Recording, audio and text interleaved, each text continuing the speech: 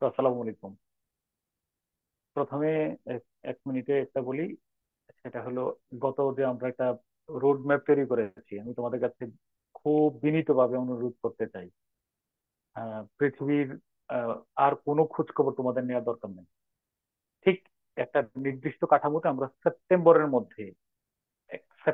মধ্যে আমরা আমাদের প্রস্তুতিটা কোথাও চাই ইনশাল্লাহ। এই টার্গেটে পরীক্ষা যখনই হোক।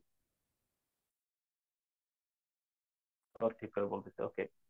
আমরা এই এর মধ্যেই যেমন আমরা যেই টাইম ফ্রেমের মধ্যে যা যা শেষ করার কথা ছিল, ঠিক আমি বিশেষভাবে তোমাদের কাছে অনুনয় করি, এইভাবেই টার্গেট রাখো। আমরা আমরা মেধা তালিকায় 200 জনের মধ্যে থাকতে চাই অন্তত পক্ষে। আর পত্রপত্রিকার দিকে ঢুকো না, ফেসবুকে ঢুকো না, আল্লাহর হস্তে মোবাইল ফোনটা এবার রেখে দাও। অনেক বিপ্লব হয়েছে, এখন আমি নিজের ভাগ্য পরিবর্তন করতে চাই। মনে করবে আমি আমার ভাগ্যের নির্মাতা। তো এই কথা বললে আমরা থিমেটিক কোশ্চেনটা ইয়ে করি। ক্লাসটা যদি কেউ না বুঝো, পরবর্তীতে আবার রেকর্ড করে রেখো, কিন্তু মনোযোগ দিয়ে শুনে আমাদের কিছু কুটু কৌশল এখানে ব্যবহার করবো, কিভাবে ইয়ে করতে চাই, কিভাবে ইয়ে করতে পারি। আচ্ছা, প্রথম থিমেটিক কোশ্চেনের প্রথমে আমি বলতে চাই, ধরো এই ধরনের প্রশ্ন আমরা কোথায় পেয়েছি, আমি পুরো নোট সুন্দর করে নোট করে দেবো, তোমরা যেন পরীক্ষার আগের রাতে দেখে দিতে পারো। এই ধরনের প্রশ্নের প্রাথমিক ধারণা, এই ধরনের প্রশ্নের প্রাথমিক ধারণা আমরা কোথায় পেয়েছি আগে বলো। প্রাথমিক ধারণা আমরা, স্যার ইংলিশ ফার্স্ট পার্টি পড়তো। হ্যাঁ, একাডেমিক স্তরে এসএসসি এবং এইচএসসি তে পেয়েছিলাম, কথা সত্য কিনা?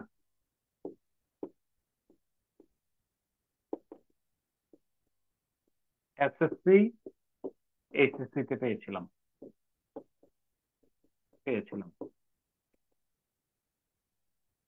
তাই না? অত- অতএব এই জি অংশটা, স্যার। এই অংশটি মূলত বলো, এই অংশ কিসের অন্তর্ভুক্ত? চারটা স্কিল আছে তো, রিডিং, রাইটিং, লিসেনিং, স্পিকিং, কোনটার অন্তর্ভুক্ত? বলো কোন স্কিলের? Sir reading. Sir reading. Reading sir স্কিলের রিডিং অন্তর্ভুক্ত। স্কিল। ল্যাঙ্গুয়েজ অ্যাচিভ করার জন্য স্কিল কয়টা? চারটা স্যার। স্যার চারটা। চারটা, কি কি? Reading, writing, speaking, listening. এক নম্বরে কি, প্রথমটা কি? প্রথম লিসেনিং। স্কিলের নাম কি? লিসেনিং, হ্যাঁ, লিসেনিং, লিসেনিং মনে স্যার। রাখবা, এই যে আমরা জন্ম হওয়ার পরে প্রথমে কি কাজ করছি বলো, প্রথমে একটা বছর ধৈর্য ধরে কি করছি বলো? শুনছি স্যার। লিসেনিং শুনছি করছে। স্যার। Listening। এই যে ধৈর্য ধরে প্রথমে লিসেনিং, তারপরে দ্বিতীয় নম্বরে কি শুরু হয়েছে বলো? স্পিকিং। এই যে কথাবার্তা যে স্পিকিং। শুরু হয়েছে, আর আর কোনো শেষ নাই, তাই না? স্পিকিং। 3 নম্বরে রিডিং। এরপরে আমরা পড়তে শিখছি, তাই না? আর ইয়ে দিয়ে আম পদা জোড়া জোড়া, তাই না, রিডিং। তারপরে রাইটিং স্যার। Writing, 4 skill. তো LSRW বলা হয়, মনে রাখে, এটা কিন্তু সিরিয়ালটা ভুলো না। তোমার একটা কথা বলে রাখি, আমাদের একাডেমিক স্তরের সবচেয়ে হতাশার বিষয় তোমার বলে রাখি, আমরা যে দুইটাতে গুরুত্ব দেওয়ার কথা ওই দুইটাতে না দিয়া আমরা যে দুইটাতে গুরুত্ব কম দিলেও চলে, ওইটাতে দিচ্ছি। কোন দুইটাতে গুরুত্ব বেশি দেওয়ার কথা বলো একাডেমিক স্তরে? দক্ষ মানব সম্পদের জন্য কোন দুইটা দরকার আগে বলো? লিসেনিং আর স্পিকিং স্যার। লিসেনিং আর স্পিকিং। আমরা দেখো এই মানে 16 বছর হয়ে গেছে, এই দুইটা ছাড়া বাকিগুলো প্র্যাকটিস করতেছি। আর দক্ষ মানব সম্পদ তুমি কেমন তৈরি করবো বলো? একজন লোক ধরো, উনি পড়তেও তেমন জানে না, পড়তে জানে টুকটাক, মানে রাইটিং, কিন্তু উনি হি ইজ ফ্লুয়েন্ট স্পিকার, আর উনি একজন ইয়ার সাথে যা বলে তা তিনি বুঝেন। তাহলে কি তার এই দুইটা দরকার আছে আপাতত বলো? না দেখো স্যার। আমরা না নো স্যার, এটা স্যার। আমাদের দরকার নেই। এনসিটিভিতে স্যার, গৌতম স্যার একটা কথা বলছিল যে ধরে এসএসসি পর্যায়ের পাঠদানটা করার কথা ছিল এই দুইটা বিষয় পড়াইলেই হতো। যে একজন বাংলাদেশের এসএসসির একজন স্টুডেন্ট, সে বিবিসি তে যা যা বলে সে তা তা বুঝে, আর সে একজন যে কোনো নেটিভ স্পিকারের সাথে কথা বলতে পারে। এটাই তার এসএসসি পর্যন্ত জ্ঞান, এটাই দরকার ছিল, আর বাকিগুলো আপার লেভেলে দরকার ছিল। দুর্ভাগ্য, কে কথা কার, কে শুনে কার কথা। অথচ আমরা দেখবো যে একদম পুরো ইউনিভার্সিটি মানে বিসিএস পরীক্ষায় এসে আমরা ন্যারেশন করতেছি। এটা আমাদের কিন্তু জাতীয় দুর্ভাগ্য। তোমাদের আমি অপ্রাসঙ্গিক হইলো বলে রাখলাম। যদি তুমি কারোরে একজন মানে সত্যিকার অর্থে মানব সম্পদে রূপান্তর করতে চাও, ওইগুলারে বাদ দিয়া তার দুইটা বিষয় এসএসসির মধ্যে শেষ করো। মানে সে he is a fluent speaker, আর সে যা শুনে ইংরেজিতে তা বুঝে। এই দুইটাই শুধু কনফার্ম করবে, আর বাকি একাডেমিক পড়া বাদ দাও। ওকে, প্রতিযোগিতামূলক পরীক্ষায় এবার আসো।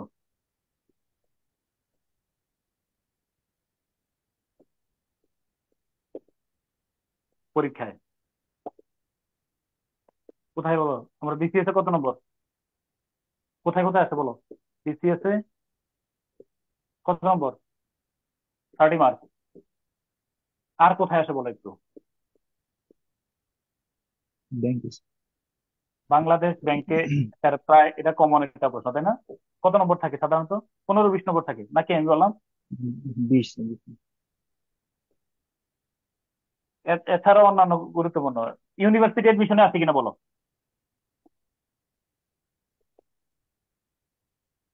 ইউনিভার্সিটি এডমিশনে আছে না? 10-15 নম্বর। আমি ঠিক বলছি কিনা বলো। ওকে। আর এছাড়াও মানে এখন নন ক্যাডার প্লাস ব্যাংক তো আছেই। ব্যাংক আর স্পেশালি এক জায়গায় আছে বলো।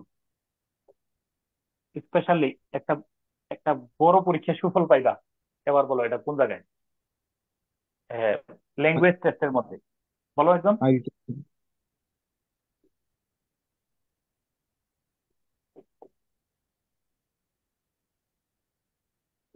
যতগুলা ল্যাঙ্গুয়েজ টেস্ট আছে সবগুলাতে এই প্র্যাকটিসের একটা প্রত্যক্ষ সুফল পাইবা, যেগুলা রাখলাম। অতএব এটা আমাদের শুধু শুধু বিসিএস পরীক্ষার জন্য কাজে লাগবে এমনটা না, এটা আমাদের মোটামুটি ক্যারিয়ারের জন্য গুরুত্বপূর্ণ। ওকে, সেমিটি কোশ্চেন গুলা। ওকে, আসো।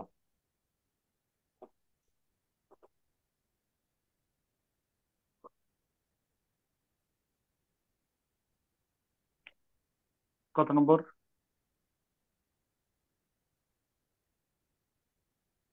এবার হলো শিরোনাম লিখো, দ্রুততম সময়ে এসব প্রশ্নের উত্তর লেখার কৌশল। দ্রুততম সময়ে এসব প্রশ্নের উত্তর লেখার লেখার কৌশল। কৌশল, এই হলো শিরোনাম।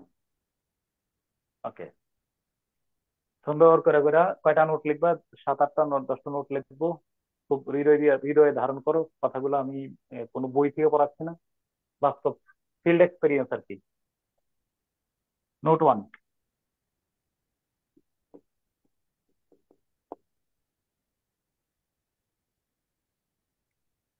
আচ্ছা, এখন তোমাদেরও তো জানা আছে, আমরা কি প্যাসেজ পড়তে থাকবো সিমিটি কোশ্চেনের ক্ষেত্রে শুরুতেই?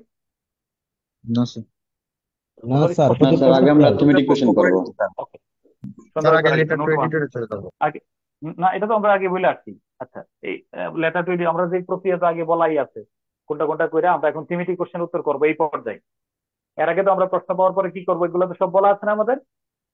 জি স্যার। 5 মিনিট শেষ হয়ে গেছে কিন্তু, মনে আছে কিনা? 5 মিনিট শেষ হয়ে গেছে। জি স্যার।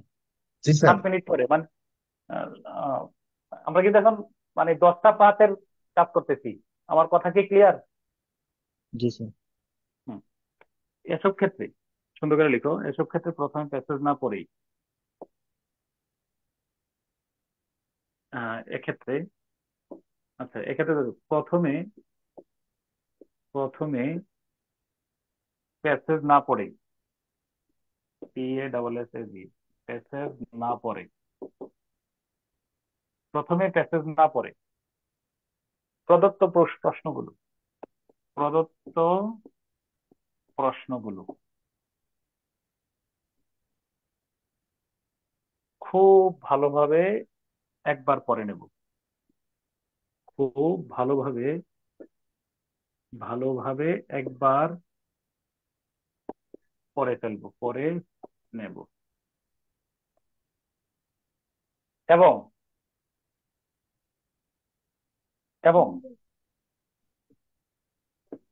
প্রশ্নের কি পয়েন্ট কি পয়েন্ট বা মৌলিক টার্মগুলো মৌলিক টার্ম গুলো আন্ডারলাইন করে রাখবো। লাইন করে রাখবো, এই হলো আমার কাজ। আন্ডারলাইন করাটা মার্ক করলাম যে আমার আন্ডারলাইন মানে কি পয়েন্ট আন্ডারলাইন করে রাখবো, আন্ডারলাইন করে রাখবো। কথা বলছে কিনা? প্রথম কাজ হলো আমার কি বলো, প্রথম কাজ হলো আগে কি এখন আমি প্রশ্ন প্রশ্ন প্যাসেজ নাই প্রশ্ন স্যার স্যার প্রশ্ন প্রশ্ন প্রশ্ন প্রশ্ন পড়ার সময় একটা প্রশ্ন পড়ার সময় একটা কাজ আছে, কি কাজ? স্যার কি পয়েন্ট স্যার বা কি মৌলিক পয়েন্ট টার্ম গুলো গুলো আন্ডারলাইন আন্ডারলাইন করে নিব। ওকে, এবার তুমি বক্স করো, এখানে বক্স করে লিখো একটি সূক্ষ্ম নির্দেশনা।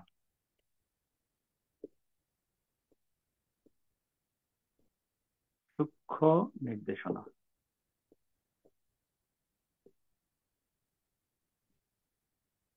একটি সূক্ষ্ম নির্দেশনা। আচ্ছা, প্রশ্নগুলো প্রশ্নগুলো এমন ভাবে পড়বো, এমন ভাবে পড়বো যেন প্যাসেজ না দেখেই যাতে করে প্যাসেজ প্যাসেজ না পড়েই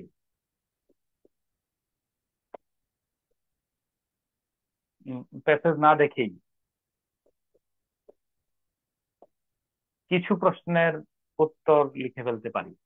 কথা শুনো, কিছু প্রশ্নের মানে যাতে না বললে কেন, যেন বললাম, যেন যেন যাতে বললে সমস্যা, যেন যেন লিখো, যাতে না, যেন প্যাসেজ না পড়ে প্যাসেজ না দেখে কিছু প্রশ্নের উত্তর লিখে ফেলতে পারি। কথাটাকে শেষ করতে দাও, তারপরে লিখে ফেলতে পারি আমি এটা। অর্থাৎ অর্থাৎ প্রশ্ন পড়ার সাথে সাথে অর্থাৎ প্রশ্ন পড়ার সাথে সাথে প্রশ্ন পড়ার সাথে সাথে একটি ধারণা প্রস্তুত উত্তর, ধারণা প্রসূত উত্তর মনে মনে ঠিক করে ফেলার চেষ্টা করব, ফেলার চেষ্টা করব।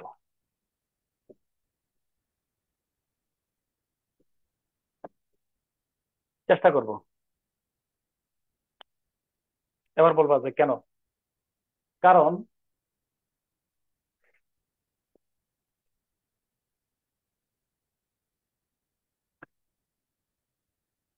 কারণটা এ পর্যন্ত লিখছো। কারণ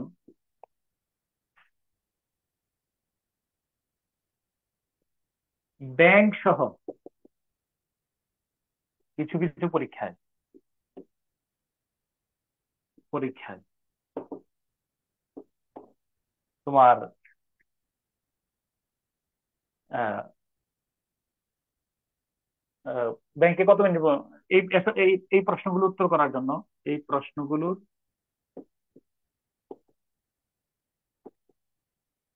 উত্তর করার জন্য, লেখার জন্য 7 থেকে 10 মিনিট সময় পাওয়া যায়। আমি কি আমার কারো অভিজ্ঞতা থাকলে বল।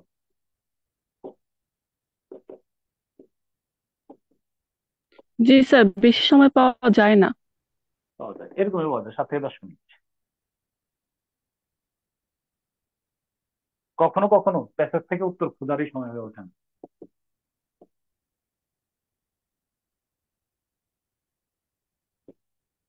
প্যাসেজ থেকে উত্তর খোঁজার সময়ই হয়ে ওঠে না।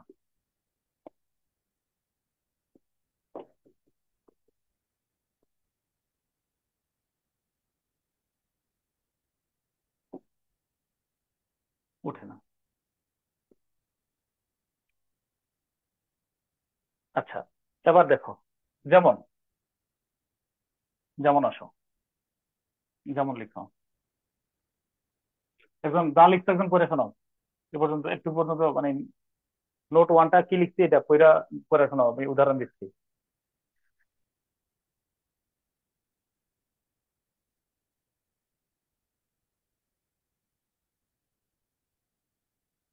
বলো, একজন করে শোনাও। স্যার ওটা হচ্ছে প্রশ্নগুলো এমন ভাবে পড়বো। স্যার নোট ওয়ান প্রথম থেকে বলবো। নোট ওয়ানটা সুন্দর সুন্দর করে বলবো, হ্যাঁ।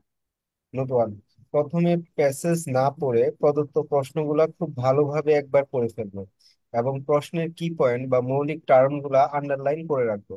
একটা সূক্ষ্ম নির্দেশনা, প্রশ্নগুলো এমন ভাবে পড়বো যাতে করে প্যাসেজ না দেখেই কিছু প্রশ্নের উত্তর লিখে ফেলতে পারি। পড়ার সাথে সাথে একটা ধারণা প্রসূত উত্তর মনে মনে ঠিক করার চেষ্টা করব, কারণ ব্যাংক সহ কিছু কিছু পরীক্ষায় এই প্রশ্নগুলো লেখার জন্য 7 থেকে 10 মিনিট সময় পাওয়া যায় না। কখনো কখনো প্যাসেজ থেকে উত্তর উত্তর খোঁজার সময় হয়ে ওঠে না। যায় না, 7 থেকে 10 মিনিট সময় পাওয়া যায়, তাই না? 7 থেকে 10 মিনিটের বেশি সময় পাওয়া যায় না আর কি, বুঝছো? আচ্ছা, যেমন তুমি দেখো, হোয়াট আর দ্য, যেমন ধরো ইয়াতে ছিল একটা, একটু আমার একটু 45-এর প্রশ্নটা একটু খোলো তো, মানে লাস্ট 44-এর প্রশ্নটা একটু বলো। 45-এর প্রশ্নটা একটু, মানে একটা হোয়াট আর দ্য ডেঞ্জারাস, একটা প্রশ্ন ছিল না যে what are the dangerous impact of ecotourism, এরকম একটা প্রশ্ন আছে কিনা? জি sir. Ecotourism on environment, sir দেখো আছে তো হচ্ছে প্রশ্নটা। স্যার আর হোয়াট এর আর পরে দ্য দা হবে। Dangerous impact of ecotourism what are the dangerous impact of ecotourism on environment. One on environment. On environment. Okay, হ্যাঁ। 45, 45, 45 নম্বর বেশি।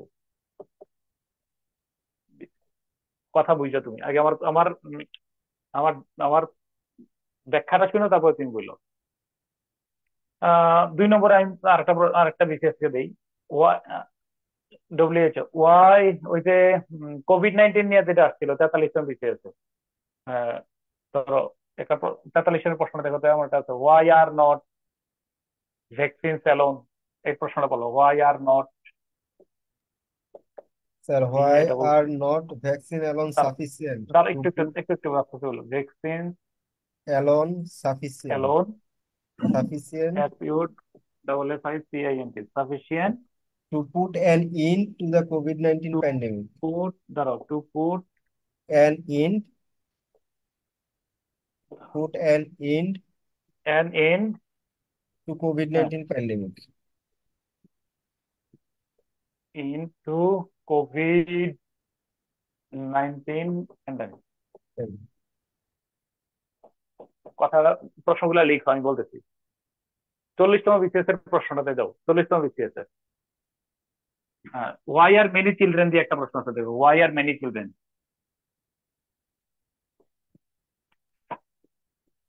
So, জি why sir. are many children forced to give up their studies? Why are give up many, their studies.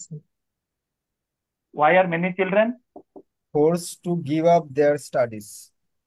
Children forced, F O R C D, forced to Give up their give up studies. Their study, না studies, Studies, sir. Studies. Okay, এখন খেয়াল করে দেখো, আমাদের প্রশ্ন পাওয়ার পরে আমরা কিন্তু সবসময় যে কাজটা করব, আহ, আহ, ওই যে, যেমন ধরো why are many vaccines alone sufficient, এই ভ্যাকসিন কেন ইয়ে করতে পারবে না? ভ্যাকসিন শুধু why are not vaccine sufficient? Vaccine কেন পর্যাপ্ত না? কি point? What are the dangerous impact of ecotourism? তাহলে ডেঞ্জারাস ইম্প্যাক্ট অফ ইকোটুরিজম এটা হলো মূল পয়েন্ট। এগুলো আমি আন্ডারলাইন করে ফেলবো। Why are many children force to give up? তাহলে children force to give up, কেন তারা লেখাপড়া ছেড়ে দিচ্ছে? এই পয়েন্ট গুলা এখন আমারে বলো। আমরা অন্তত পক্ষে বেশ কিছু প্রশ্ন পাবো। এখন আমারে বলো যে এই ওয়াই সরি না, what are the dangerous impact of ecotourism on environment? এটার কি আমার যদি একটা প্রাথমিক জ্ঞানও থাকে ইকোটুরিজমের উপরে, এটার নেতিবাচক ইকোটুরিজমের একটা প্রভাব প্রতিক্রিয়া কি আমি আমার মাথায় আসতে পারে কিনা, বলো আসে কিনা? জি স্যার, আসবে। হ্যাঁ না? ভ্যাকসিন কেন? আমি তোমারে বললাম যে কোনো প্যাসেজ নাই। ভ্যাকসিনই শুধু কোভিড-19 দূর করার জন্য সাফিসিয়েন্ট না। এটার ব্যাখ্যা আমার বিবেক বুদ্ধ থেকে কিছু দিতে পারে কিনা, বলো? জি স্যার। দিল এবং মনে রাখবা যে ওয়াই আর মেনি, আচ্ছা তুমি বলো, why are many children force to give up their studies? অনেক বাচ্চারা কেন তোমার পড়াশোনা ছেড়ে দিতে বাধ্য হয়? একটা কারণ বলো তোমারে। Sir popularity, property. তাহলে তারপর বুঝো, হচ্ছে স্কোপ আমি যা থাকে না। ভাবতেছি প্যাসেজ, আমার মনে হয় আমি যে আমরা যা ভাববো এই প্রশ্নের উত্তর গুলাতে, প্যাসেজ তার বাইরে যাওয়ার কথা না। আমার কথা কি বুঝছো? আচ্ছা তাহলে এইরকম, তাহলে বলবো এটার সুবিধা কি? এইরকম প্রশ্ন, এইরকম প্রশ্ন লেখা রাখো, নিচে লাল কালি দিয়ে লেখা রাখো এবার। এই ধরনের প্রশ্ন, এরকম প্রশ্ন, এরকম প্রশ্ন, এইরকম, এই ধরনের প্রশ্নগুলো, এই ধরনের প্রশ্নগুলো আহ প্যাসেজ না পড়েই উত্তর করা সম্ভব।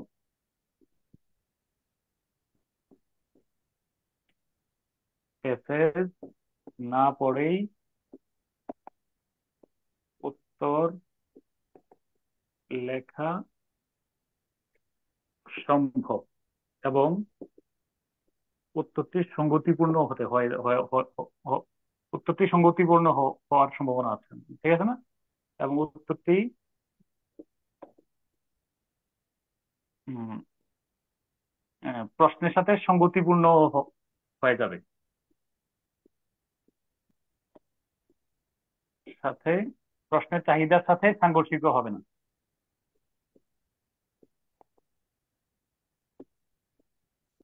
সাংঘর্ষিক হবে না। এখন বলবা যে আপনি এই এই কুবুদ্ধি কেন শুরুতে বললেন?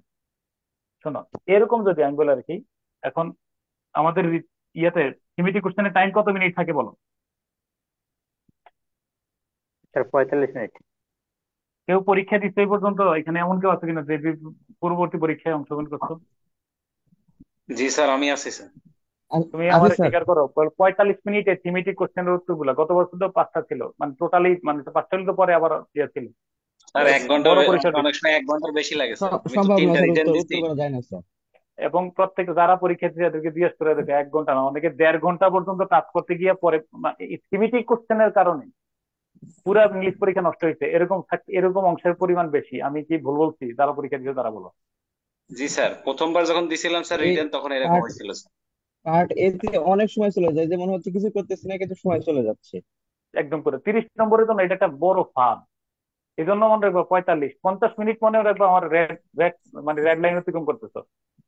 অর্থাৎ 12টা 50, 10টা 50 বা 55-র পরেও তুমি থিমেটিক কোশ্চেনে আসো, মানে that means you have already overcome your red line. তখন তুমি পরীক্ষাটা ক্ষতিগ্রস্ত করতেছো। যারা রিটার্ন পরীক্ষা দিছো, হ্যাঁ হ্যাঁ না হ্যাঁ, আমার কথা সাক্ষী দাও।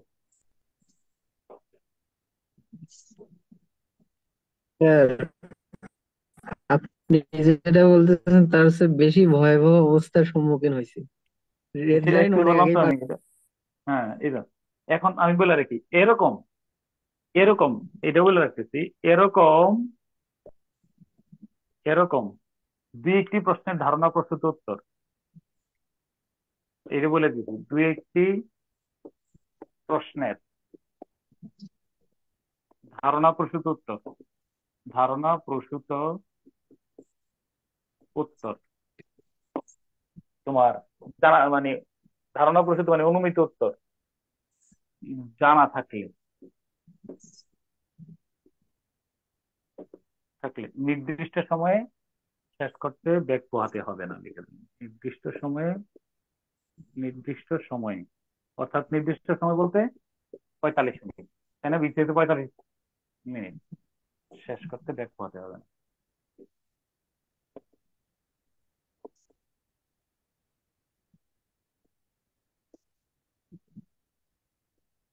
ওকে, ডান। নোট 2। নোট 2, প্রথম নোট কি ক্লিয়ার?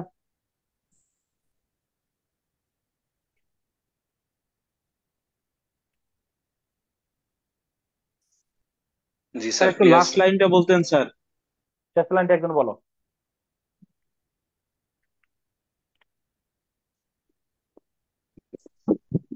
এরকম দু একটি প্রশ্নের ধারণা প্রসূত উত্তর জানা থাকলে নির্দিষ্ট সময়ে শেষ করতে বেগ পোহাতে হবে না। নির্দিষ্ট সময়ের শেষে নির্দিষ্ট সময় শেষ করতে নির্দিষ্ট সময় বেগ পেতে হবে না। 4:45 করতে বেগ পোহাতে নির্দিষ্ট হবে না। সময়ের শেষ মধ্যে করতে বেগ পেতে হবে না। নির্দিষ্ট সময়ের মধ্যে শেষ করতে বেগ পোহাতে হবে না। আমি বলতে চাচ্ছি, তোমার পরিষ্কার কথা, আমার আল্লাহ রাস্তা আমার হাইকোর্ট দেখাও না, বাস্তবতায় আসো, নিয়ম নীতি পরে শিখাইও। তুমি বলবা যে এটা তো বইয়ের সাথে এতটুকু মিলে নেই। আরে ভাই, আমার জান যাইতেছে, আমি এদিক দিয়ে রচনা খুঁয়ে ফেলতেছি, আমার চলে যেতেছে 4 ঘন্টা সময়, আপনি আমারে বলতেছেন যে কি দেখছি। আমার কথা হলো এখন যেহেতু টাইম কম, লেখা আসতে হবে, আমি পারতেছি না, তাহলে আমার তো খাতা ফিল আপ করে আসতে হবে। তো এই প্রশ্নগুলোর প্রত্যেকটা বিসিএস এ তুমি দেখো অনুমিত উত্তর মিলেই। তুমি এই প্রত্যেকটা বিসিএস দেখবে যে দুই একটা প্রশ্নের অনুমিত উত্তর প্রশ্নের সাথে সাংঘর্ষিক হবে না, হয় না, প্যাসেজের সাথে সাংঘর্ষিক হয় না। এই জন্য তোমার বলে রাখলাম, দুই একটা প্রশ্ন বাছাই করে হলো যে হ্যাঁ ইয়েস, আমি মনে মনে বলবা প্রশ্ন পড়ার সাথে সাথে আরে পারি, এটা লিখে ফেলতে পারবো ইনশাল্লাহ, এটার উত্তর এরকম হবে। তুমি একটা মাইন্ড সেট আপটা খুব গুরুত্বপূর্ণ, তাহলে টাইমটা সাশ্রয় হবে। মাইন্ড সেট আপ জানে আর এটার উত্তর এটা হবে। ধরো প্যাসেজ নাই, তোমার জ্ঞানমূলক প্রশ্ন করলাম, এটার উত্তর কি? উত্তর এটা হবে। ওকে, ডান। হ্যাঁ, এবার এবার 2 নম্বরে প্রশ্নগুলো লিখো। প্রশ্নগুলো পড়ার পর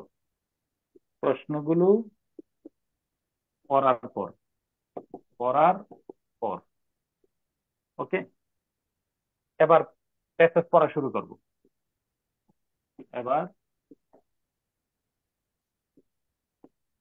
প্যাসেজ, PASSAG, প্যাসেজ পড়া শুরু করব এবং কোশ্চেন ও আন্ডারলাইন করা,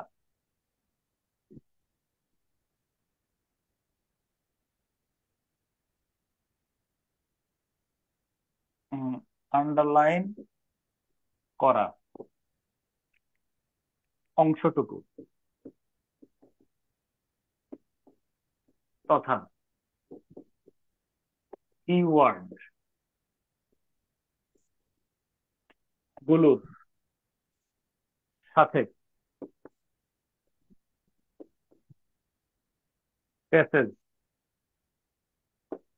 প্যাসেজে সংশ্লিষ্ট বাক্যের ভুল খুঁজে পাওয়ার চেষ্টা করব।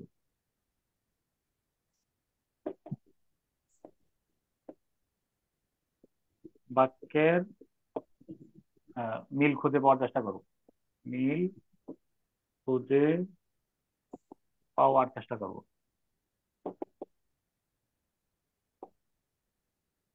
এই কথা কি বুঝতেছো?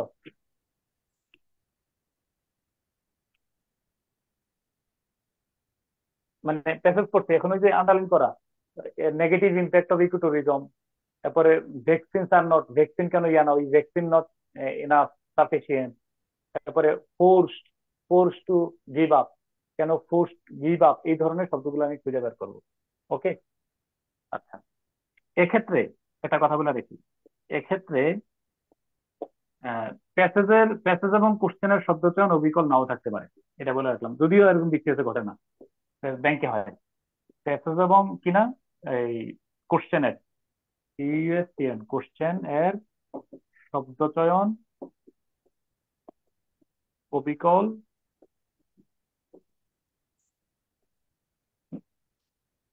নাও হতে পারে, তাই না?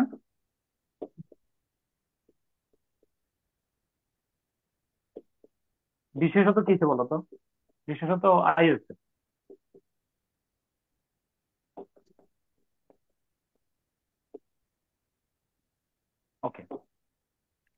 মানে ইয়াতে যেমন ধরো তুমি বিশেষত আইএলটিএস বলতে যেমন ধরো, যেমন যেমন কি থাকতে পারে, যেমন প্রশ্নে আছে, প্রশ্নে আছে আর প্যাসেজে আছে। যেমন ধরো প্রশ্নে আছে আর প্যাসেজে আছে, ধরে আছে, প্রশ্নে আছে ধরো টেলিকাস্ট, প্রশ্নে আছে টেলিকাস্ট, প্রশ্নে আছে টেলিকাস্ট, প্যাসেজে আছে কি বলো? প্রশ্নে আছে ধরো টেলিকাস্ট, লিখো টেলিকাস্ট।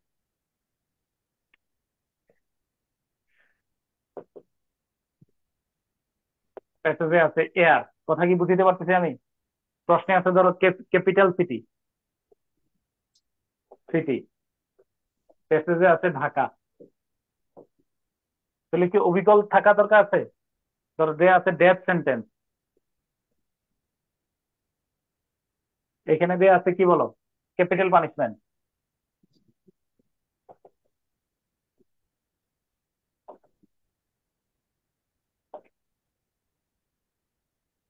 এই আমার কথা বুঝছো কিনা? তাহলে প্যাসেজের শব্দ চয়ন আর ইয়ার শব্দ চয়ন কি হুবহু এক থাকবে নাকি প্রতিশব্দ থাকতে পারে? স্যার প্রতিশব্দ থাকতে পারে। হ্যাঁ, বিশেষত আইএলটিএস তো এটা প্রতিশব্দ বেশি থাকে। ডিভাস্টেটিং, ডিভাস্টেটিং স্টর্ম ধরো প্রশ্ন দিয়ে আছে, ইয়াতে দিয়ে আছে টর্নেডো।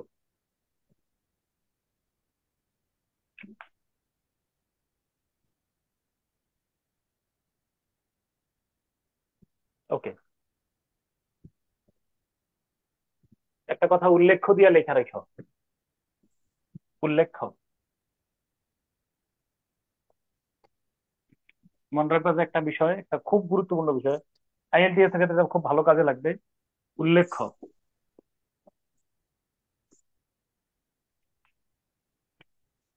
প্রশ্নের কিওয়ার্ডের সাথে, প্রশ্নের কি ওয়ার্ড এর সাথে প্যাসেজের সমন্বয় করার সময়, এর সমন্বয় করার সময়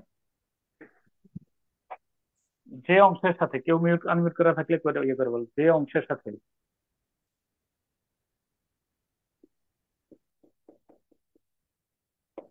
সাথে প্রশ্নাবলীর সংশ্লিষ্টতা, প্রশ্নাবলীর সংশ্লিষ্টতা কম পাওয়া যাবে, সংশ্লিষ্টতা কম পাওয়া যাবে,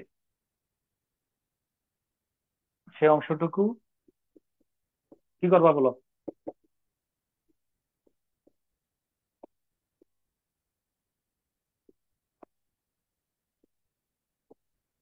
হবে বা অথবা এড়িয়ে যেতে হবে, অথবা এড়িয়ে যেতে, এড়িয়ে এড়িয়ে যেতে হবে। বিশেষত আইএলটিএস এর মধ্যে দেখো তো, এটা ধরো যে অংশের সাথে তোমার ইয়া মিল নাই, এটা যত দ্রুত এড়াই দিতে পারো, কারণ আমার টাইম তো লিমিটেড, আমার আগে উত্তর করা দরকার।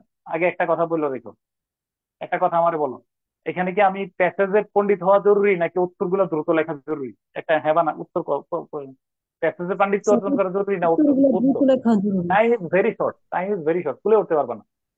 আর একটা কথা বলে দেখি, উম একটা আমার ছোট অবজারভেশন, যেই অংশটা থেকে প্রশ্ন আসে নাই, ধরো প্যাসেজের মধ্যে যে অংশের সাথে প্রশ্ন আসে নাই, ওই অংশটা প্যাসেজের কম গুরুত্বপূর্ণ অংশ।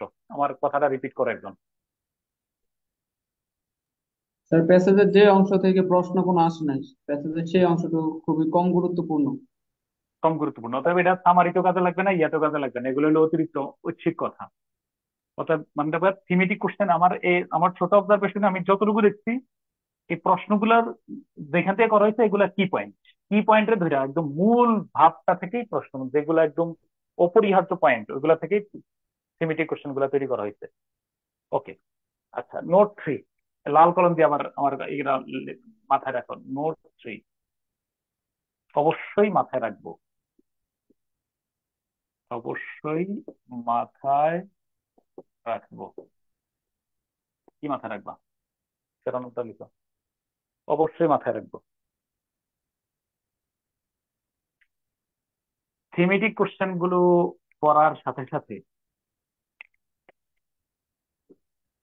থিমেটিক কোশ্চেন গুলো পড়ার সাথে সাথে পড়ার সাথে সাথে কি করবা? গ্রামার পার্ট থেকে গ্রামার পার্ট থেকে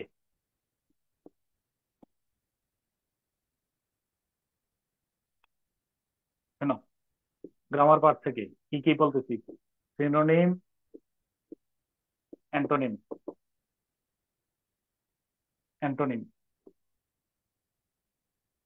word meaning, meaning, changing part of speech, part of speech,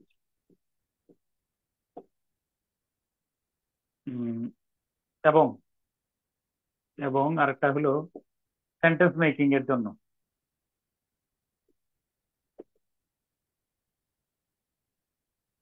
making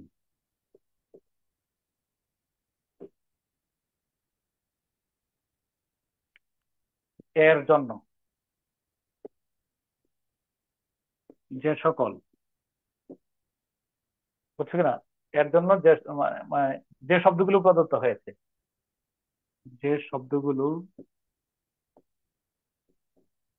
প্রদত্ত হয়েছে হয়েছে সেগুলো কি করবো বলো? সেগুলো একবার ভালোভাবে পড়ে ফেলবো।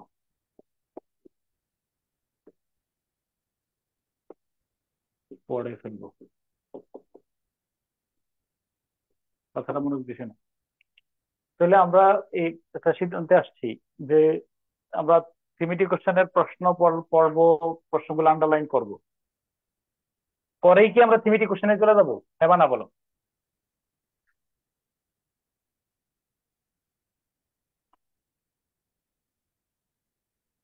প্রশ্নগুলো থিমেটিক কোশ্চেনের 10টা প্রশ্ন বা 5-7টা প্রশ্ন পড়েই কি আমরা ইয়াতে চলে যাবো, হ্যাঁ বা না বলো? না স্যার, না। না স্যার, আমরা কি সিনোনিম, করব? অ্যান্টোনিম, কোনো ওয়ার্ড মিনিং, এই চেঞ্জিং পার্ট 4টা অফ পার্ট স্পিচ থেকে আর সেন্টেন্স মেকিং এর অংশগুলো দেখবো। ভালো করে দেখবো। কেন দেখবো আবার বলো, কারণ কি? এবার বলো, নিচে লিখো কারণ।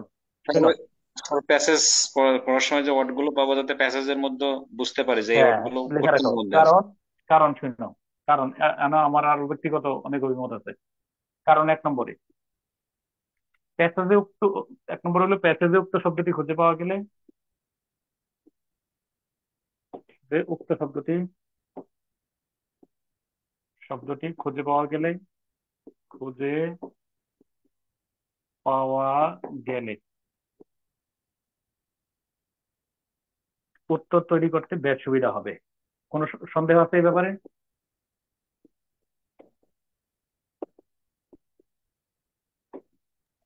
জি না স্যার। বেশ অনেক অনেক সুবিধা হবে, শিওর। হুট করে একটা শব্দ তোমার মাথায় খাটা কথা আচ্ছা। আচ্ছা, 2 নম্বরে আরেকটা কাহিনী আছে। 2 নম্বরে এটা আবার 2 নম্বরে আরেকটা, তোমার সময় সেভ হবে কিভাবে? যদি থিমেটিক কোশ্চেন কোশ্চেন এবং গ্রামারের প্রশ্নগুলো একসাথে না পড়ি,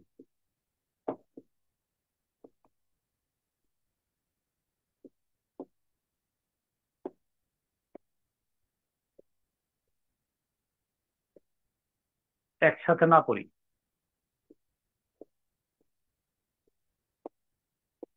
না পড়ি, তাহলে গ্রামারের প্রশ্নগুলো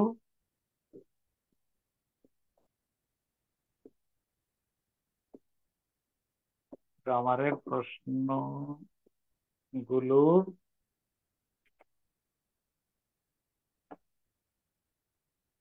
হ্যাঁ, কি করতে হবে বলো? উত্তর করার সময় আবার পরে পুনরায় প্যাসেজ পড়তে করতে হবে। হবে। হ্যাঁ হ্যাঁ, উত্তর করার সময় মানে পুনরায় প্যাসেজ পড়ার জন্য সময় দেওয়া হবে। প্যাসেজ পড়ার পড়তে গিয়ে সময় দেওয়া হবে, অতিরিক্ত সময় দেওয়া হবে, সময় ব্যয় হবে, অতিরিক্ত সময় ব্যয় হবে। আরো কথা আছে এখানে, দাঁড়াও। কারণ দেখো যে অনেক ক্ষেত্রেই তুমি যদি এক্স্যাক্টলি উত্তরটা খুঁজে বের করতে পারো, খুঁজতে চাও, তোমার প্যাসেজ লাগবে। আচ্ছা ধরো আমি উদাহরণ দিই, যেমন তোমার লেখা শেষ, পড়ে শোনাও। যা লিখছিলা একটু পড়ে শোনাও। স্যার প্যাসেজে উক্ত শব্দটি খুঁজে পাওয়া গেলে উত্তর হুম, করতে সুবিধা হয়। যদি 2 নাম্বার, যদি থিমেটিক কোশ্চেন এবং গ্রামার পার্ট একসাথে না পড়ি তাহলে গ্রামার প্রশ্নগুলো উত্তর করতে সময় পুনরায় প্রশ্ন পড়তে অতিরিক্ত সময় ব্যয় হবে। আচ্ছা, ওকে, ডান। ধরো আমি 40-এর, তোমাদের প্রশ্নটা একটু 30 মিনিট একটু বের করে নিই।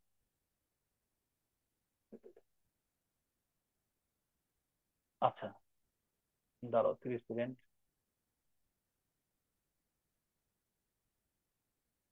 ওকে, লিখো। যেমন যেমন দিয়ে একটা কথা লিখো। ধরো আমি তোমার হাতে কলমে একটা বিষয় প্রুফ দিয়ে দেখেন। ধরো,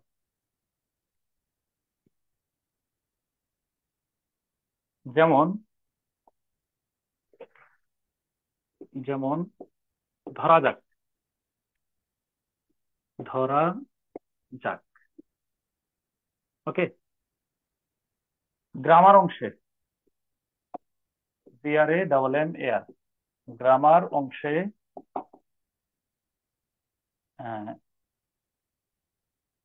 ইনক্লিনেশন, INCLINATION, ইনক্লিনেশন, ব্লাইট, সাবজিউম,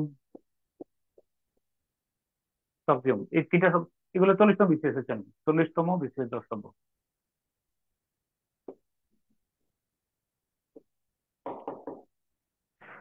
প্রবৃত্তি শব্দ দিয়ে, প্রবৃত্তি শব্দ দিয়ে, শব্দ দিয়ে বাক্য বানানোর কথা বলা হলো, বাক্য বানানোর কথা বলা হলো। এখন একজন সহজ স্বীকারোক্তি দাও, তিনটা শব্দের অর্থ একটাও জানো না, এমন কেউ এখানে আছো কিনা?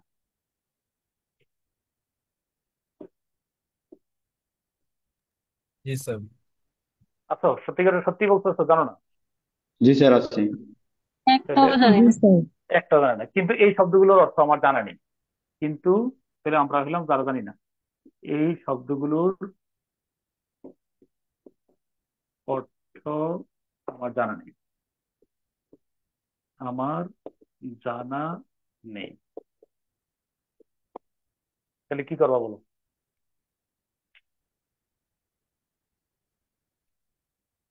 অতএব এক্ষেত্রে এক্ষেত্রে প্যাসেজের মধ্যে শব্দগুলো খুঁজে, এর মধ্যে শব্দগুলো খুঁজে, খুঁজে, হ্যাঁ, কি করবা বলো? হম, শব্দগুলো খুঁজে উক্ত বাক্যটিকে,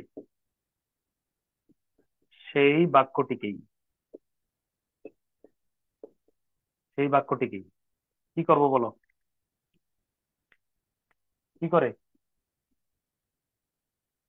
প্যারাফ্রেজ করে লিখবো। স্যার প্যাসেজের বাইরে প্যারাফ্রেজিং, কোনো ওয়ার্ড দেয় না? না না, প্যাসেজের বাইরে কোনো ওয়ার্ড দেন, এটা এটা 100% শিওর, বুঝছো? প্যারাফ্রেজিং করে লিখতে পারবো, করে লিখতে পারবো,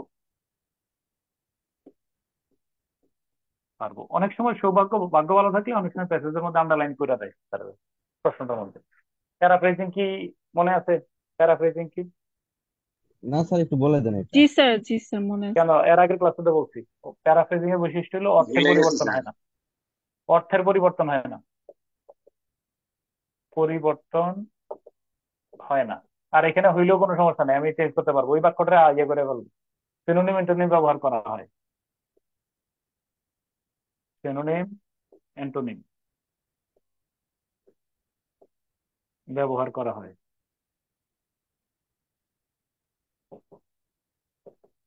হয় আর কি, সেন্টেন্স স্ট্রাকচার, তাই না? স্যার স্ট্রাকচার চেঞ্জ করা যায় আর কি।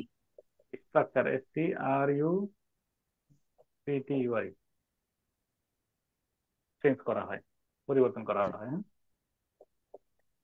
স্যার একটা প্রশ্ন ছিল স্যার। হ্যাঁ বলো। স্যার এই শব্দগুলো দিয়ে তো বাক্য তৈরি করতে বলছে, যদি ওই প্যাসেজের সব বাক্যগুলো তোলা হয় স্যার ভুল হবে? ও হুবহু তুললে তো সর্বনাশ হয়ে যাবে, বুঝছো কিনা? তুমি ধরো প্যাসেজে দেয়া আছে আহ, জি স্যার। উম, ধরো Karim is the tallest boy in the class, ধরো তুমি তো ওই তো ধরো টলেস্ট দিয়ে বাক্য বানানো, টল দিয়ে বাক্য বানাইতে বলছে, তো তুমি এটারে very few boy in the class is, মানে এটা দেয়া আছে ধরো সুপারলেটিভে, তুমি পজিটিভ নিয়ে টল দিয়ে বাক্যটা বানাইছো। আমার কথা কি বুঝতে পারছো? মানে স্ট্রাকচার চেঞ্জ করো, বাক্যের কাঠামো চেঞ্জ করো, সিনোনিম অ্যান্টোনিম চেঞ্জ করো। ইভেন গতবার কিন্তু আসছিল কি বলো, যেমন ধরো গতবারের প্রশ্নে আমরা দেখতেছি যে, গতবারের প্রশ্নে ওই যে বলছে যে make sentences of your own each of the following words as directed, sustainable, distinguish, exploitation. ধরো এখানে যদি কোনো শব্দের অর্থ আমার সত্য করে বলো, শব্দের অর্থ জানা না থাকলে তুমি আদৌ বাক্য বানাইতে পারবা কিনা, হ্যাঁ বা না বলে দাও। জি না স্যার, পারা যাবে না। পরিষ্কার না কথা। স্যার, সম্ভব হবে না। হ্যাঁ ধরো তাহলে তুমি এই জন্য আল্লাহর হচ্ছে যে যে শব্দটা আগে খোঁজ করে দেখো। ধরো একটা শব্দের অর্থ জানো না কিন্তু একটা বাক্য পাইছো, ওই বাক্যটারে মানে তুমি ওই বাক্যটার আদলে কি সিম্পল, কমপ্লেক্স, কম্পাউন্ড, নেগেটিভ এগুলো বানানো সম্ভব না বলো? জি স্যার সম্ভব। জি স্যার, এটাই হলো সম্ভব। কথা। দিছে, বলছে ইমপ্লিমেন্ট দিয়ে, গতবার বলছে ইমপ্লিমেন্ট দিয়ে সিম্পল সেন্টেন্স বানাইতে বলছে। তুমি একেবারে ইনসাফ থেকে বলো, ইমপ্লিমেন্ট দিয়ে তোমার কোনো বাক্য মনে পড়তেছে না, এরপরে ডিসপোজাল দিয়ে ধরো তোমার একটা বাক্য বানাইতে বলছে, ঠিক আছে, এটা তুমি বানাইতে পারতেছো না, তাহলে এই ক্ষেত্রে কি এ, তোমার কি হবে বলো? বাক্যটা পড়লে ডিসপোজাল দিয়ে যদি এখানে একটা বাক্য পড়ো, তোমার কিন্তু কিয়াস কিয়াস করতে সুবিধা হবে কি হবে না, এটা বলো। জি স্যার, সুবিধা হবে, পারা যাবে তখন। কিয়াস বুঝছো কিনা? কিয়াস শব্দের অর্থ কি? স্যার অনুমান করা স্যার। অনুমান করা, হ্যাঁ। মানে আমাদের ইসলামী শরীফের যে চারটা ইয়ে আছে, চারটা কি বলো, জি স্যার। মূলনীতি আছে, কোরআন, হাদিস, ইজমা, কিয়াস। ইজমা হ্যাঁ কিয়াস। কিয়াস, হ্যাঁ কিয়াস, কিয়াস করাটা। ওকে, স্যার এবার আমি আসো। একটা কোশ্চেন করতে চাই। আচ্ছা দাঁড়াও, আমার এই অংশ তুমি কোশ্চেনটা ধরে রাখো, আমার এটা বুঝা যাবো, এটা আমার খুব গুরুত্বপূর্ণ একটা পয়েন্ট, গুরুত্বপূর্ণ পয়েন্ট। আমি আবার বলতেছি, আমি কিন্তু তোমাদের মতো রিটেন পরীক্ষা, মানে রিটেন পরীক্ষার আহ, সনাতন এবং বর্তমান দুই পদ্ধতিতে যেহেতু রিটেন পরীক্ষা দিচ্ছি, সনাতন তো বুঝছো, 31 থেকে 34 যা দিছি তার সনাতন, আর 35 36 কি ছিল বলো? মডার্ন স্যার, আধুনিক স্যার। মডার্ন। যেহেতু দুইটার এই জন্য আমার, আমি এবার আসো, এবার আমি একটা আমার অবজারভেশন শোনো। সেন্টেন্স মেকিং এর 10টি বাক্য, 10টি বাক্যে, ধরো সেন্টেন্স মেকিং এর 10টি বাক্যে, 10টি বাক্যে কথা আমার শুনো। ক্লাসে তোমার আমি কিচ্ছু শেখানোর সুযোগ নেই, আমি শুধু আমার আইডিয়াটা শেয়ার করি। নিজের আভিজাত্যের পরিচয় দেব, এই যে বড় করে লিখে দিলাম, আভিজাত্যের পরিচয় দেব, পরিচয় দেব। কথা শুনো, কথাটা কি বলতেছি। স্ট্যান্ডার্ড বাক্য গঠনের চেষ্টা করব। স্ট্যান্ডার্ড বাক্য গঠনের চেষ্টা করব, গঠনের চেষ্টা করব। কথা আরো শুনো। কারণ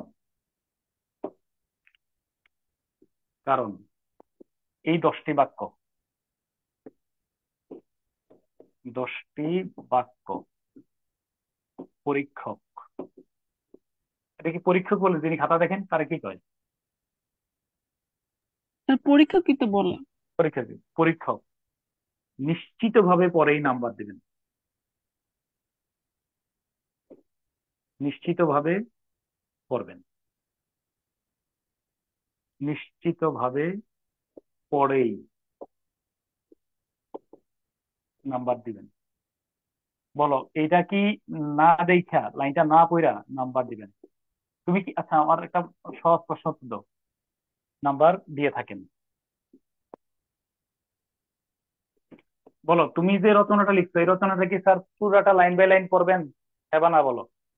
না স্যার। না স্যার।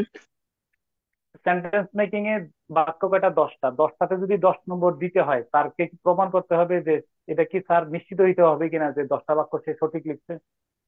জি জি স্যার। জি স্যার। স্যার, এটা হইতে হবে। শোনো, এটা এই এই আমি মনে রাখবো, আমি কিন্তু যারা খাতা দেখছে আমার খুব কাছের স্যারদের সান্নিধ্যে আমি ছিলাম। পুরন্দর স্যার, তারা আমার বলছিল, ঢাকা কলেজের হেড অফ দ্য ডিপার্টমেন্ট এই কয়েকদিন আগে রিটায়ার করছে, স্যার বলছিল, স্যারের, এটা স্যারের শেখা। এরপরে এই শোনো, আফজল স্যার খাতা দেখতো, স্যার বলছিল, পুরন্দর স্যারের কথা হলো যে এই 10টা বাক্য যে ভালো 10টাতে যে 10 পায় আমি আর তার ভিতরে তেমন করি না। আমার একেবারে ভিতরে খুব দেয় লাগছে কথাটা, কেন বলতো? 10টা বাক্য সে সঠিকভাবে লিখতে পারছে, দ্যাট মিনস তার আমার তার কি নিয়ে বলো, সেন্টেন্স ডিকশন এগুলো নিয়ে আমার টেনশনের করম। আমি অলরেডি ভাত, ভাত কি সবগুলো চাপতে হয় বলো? না স্যার, 2-3টা চাপতে হয় না নো স্যার। স্যার। স্যার, একটা চাপলেই হয়। মানে মানে আমি স্যারের বলছি যে 10টাতে আমি যদি দেখি যে 10টা বাক্য নির্ভুল লিখতে পারছে, আমার আস্থা জন্মায় যে সে বাক্য নির্ভুল লিখতে পারে। তোমরা কি আমার কথাটা রিসিভ করতে পারছো? জি স্যার। জি ওকে, আচ্ছা, যেমন যেমন যেমন তোমার স্ট্যান্ডার্ড বাক্য কি, যেমন ধরো PART, পার্ট অফ, এটা 41 BCS, 41 BCS, 41st BCS। যেমন পার্ট অফ দিয়ে বাক্য তৈরি করতে বলা হলো,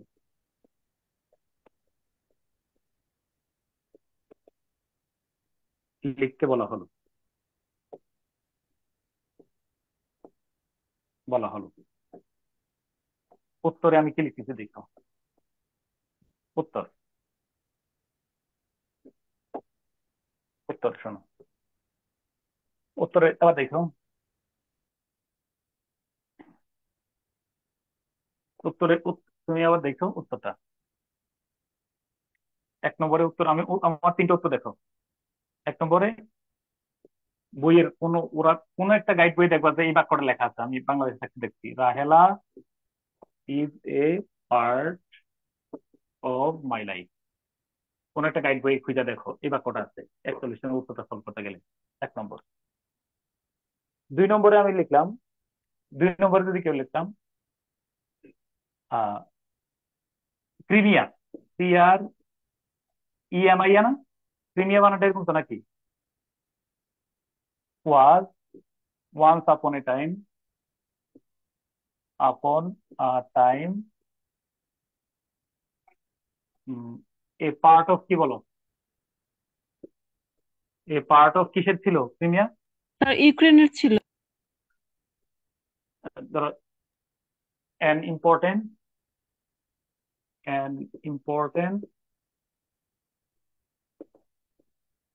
part of ইউক্রেন, ইউক্রেন, হ্যাঁ, but Ukraine, but Russia occupied in 2000, কত না, কত সালে? Sir 14 sir. 2014 সালে। 2014। স্যার অকুপাইড এর জায়গাতে ইনভেড বা ইনভেটেড দিলে হবে না? অকুপাইড তো করছে, অকুপাইড করে দখল করে নিছে না ক্রিমিয়া। জি স্যার। 3 নম্বর, দাঁড়াও, তার আবার দেখো কিন্তু এখানে কিন্তু 2014 জায়গায় যদি 2024 লিখি বা 2004 লিখি, আমার স্ট্যান্ডার্ড কই যে পড়বো বলবো, তখন কিন্তু আমাকে আর সব হয়ে যাবে, হ্যাঁ, সাবধান।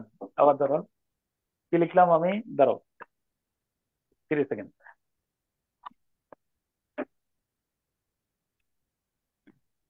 লিখো secularism, SECU, secularism is an important part of our constitution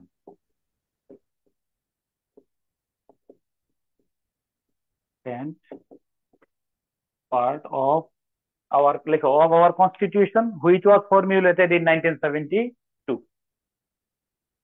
Important part of our constitution which was কিনা কি বললাম যে formulated in 1972, এটা লিখো।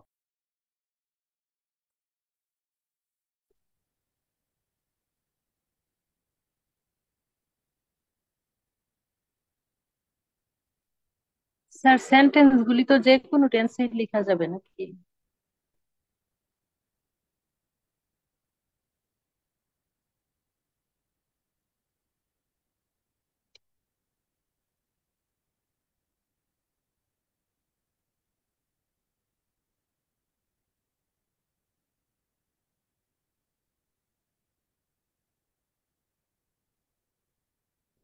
এই আমার কথা কি লিখছিল, বাক্যটা কি লিখছিল বলো। The secularism is an important part of our constitution which was formulated in 1972. লেখা রাখো তিনটি বাক্যই মানে তিনটা বাক্যই ঠিক, কিন্তু নিচে দুইটাতে আঙ্গুরের রস মেশানো আছে। তিনটা বাক্য দেখলেই স্যার আমার বুঝবেন যে আমি কোন জাতের লোক। তাহলে আমি তোমারে রিকোয়েস্ট করে রাখলাম এই 10টা বাক্য মানে লেখা রাখো, এই লাল কলম দিয়ে পাশে লেখা রাখো, সেন্টেন্স মেকিং এ ইনশাল্লাহ 10-এ 10 পাবোই। লেখা রাখো, পাইতে হবে। এটা যদি মিস করো কষ্ট থাকবে অন্তরে, যে আমি বুঝতে পারছি কেন হবে বলো। আমি তোমার ক্লু আছে, বাক্য দেয়া আছে, আমি কেন মিস করবো সেটা বলো। সেন্টেন্স মেকিং এ আমি 10-এ 10 পাইতেই হবে এ যদি সেন্টেন্স মেকিং আছে। ওকে ডান, ঠিক আছে।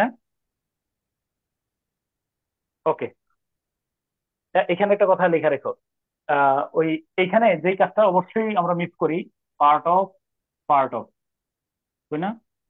পার্ট অফ, এটা কিন্তু আন্ডারলাইন করে লেখা রাখো। যে শব্দ দিয়ে বাক্য তৈরি করবো সেটা নিচে আন্ডারলাইন করে রাখবো, লেখা রেখো। বিশেষ দ্রষ্টব্য দিয়ে লেখা রেখো, যে শব্দ দিয়ে বিশেষ দ্রষ্টব্য, যে শব্দ দিয়ে বাক্য তৈরি করব তার নিচে আন্ডারলাইন কর। কি লিখছো?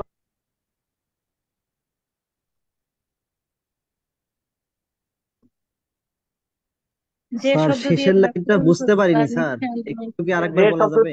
যে শব্দ দিয়ে বাক্য তৈরি করব, যে শব্দ দিয়ে বাক্য তৈরি করব। স্যার আর এখানে কিন্তু ও এখানে লিখছে যে তিনটা সেকুলারিজম, বাক্য হ্যাঁ, সেকুলারিজম সেকুলারিজম লাইনটা is an important part.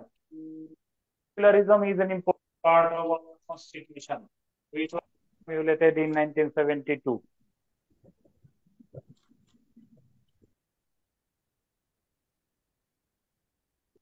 কি বলছি বলো।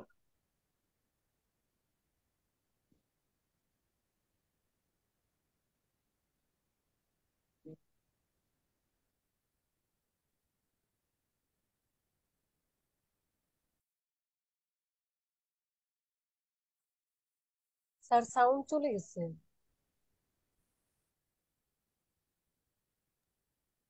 স্যার মেবি মিউটে আছেন।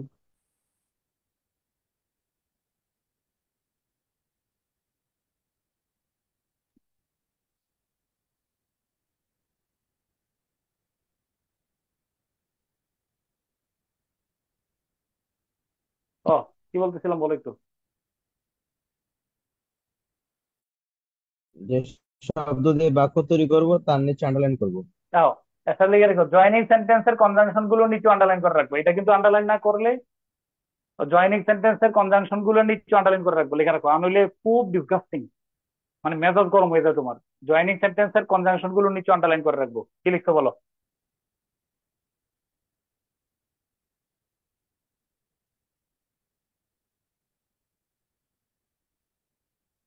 কি লিখতেছেন বলো।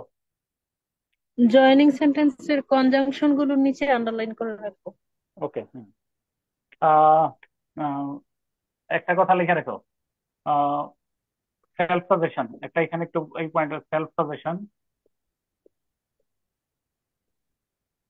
স্ট্যান্ডার্ড লেখা রাখো। স্ট্যান্ডার্ড বাক্য তৈরির জন্য, স্ট্যান্ডার্ড বাক্য তৈরির জন্য কিছু স্পেশাল কাঠামো আগে বাসায় প্র্যাকটিস করে যাব। স্ট্যান্ডার্ড বাক্য তৈরির জন্য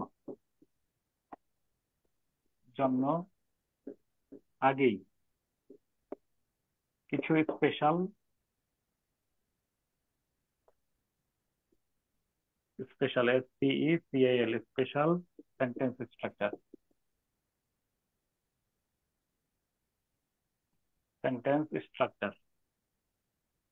STRUCTURE কি করবো বলো? তৈরি করে রাখবো। উম, মানে স্ট্যান্ডার্ড বাক্য তৈরির জন্য আগেই কিছু স্পেশাল সেন্টেন্স স্ট্রাকচার প্রস্তুত করে রাখবো। এবার বলবা যে আমার ইয়াটা কি, এটা কেমন আবার প্রস্তুত করে রাখবো, যেমন রাখবো যেমন দিয়ে লেখা রাখো। যেমন আমি একটা শীট তোমার দিয়ে দেবো, এটা দিয়ে তুমি দেখো যেমন দিয়ে লিখে একটু। যেমন আমি একটু বের করে আনি, 1 মিনিট, আমার 30 সেকেন্ড সময় দাও।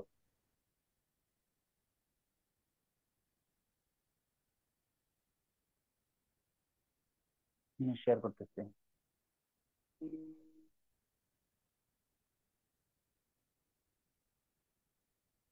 ওকে দেখো,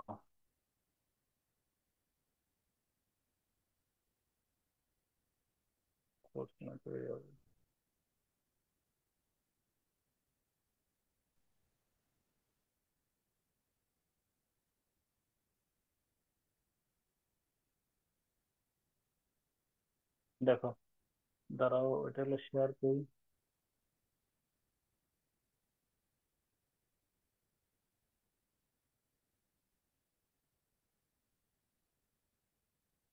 হুম, যেমন দেখো,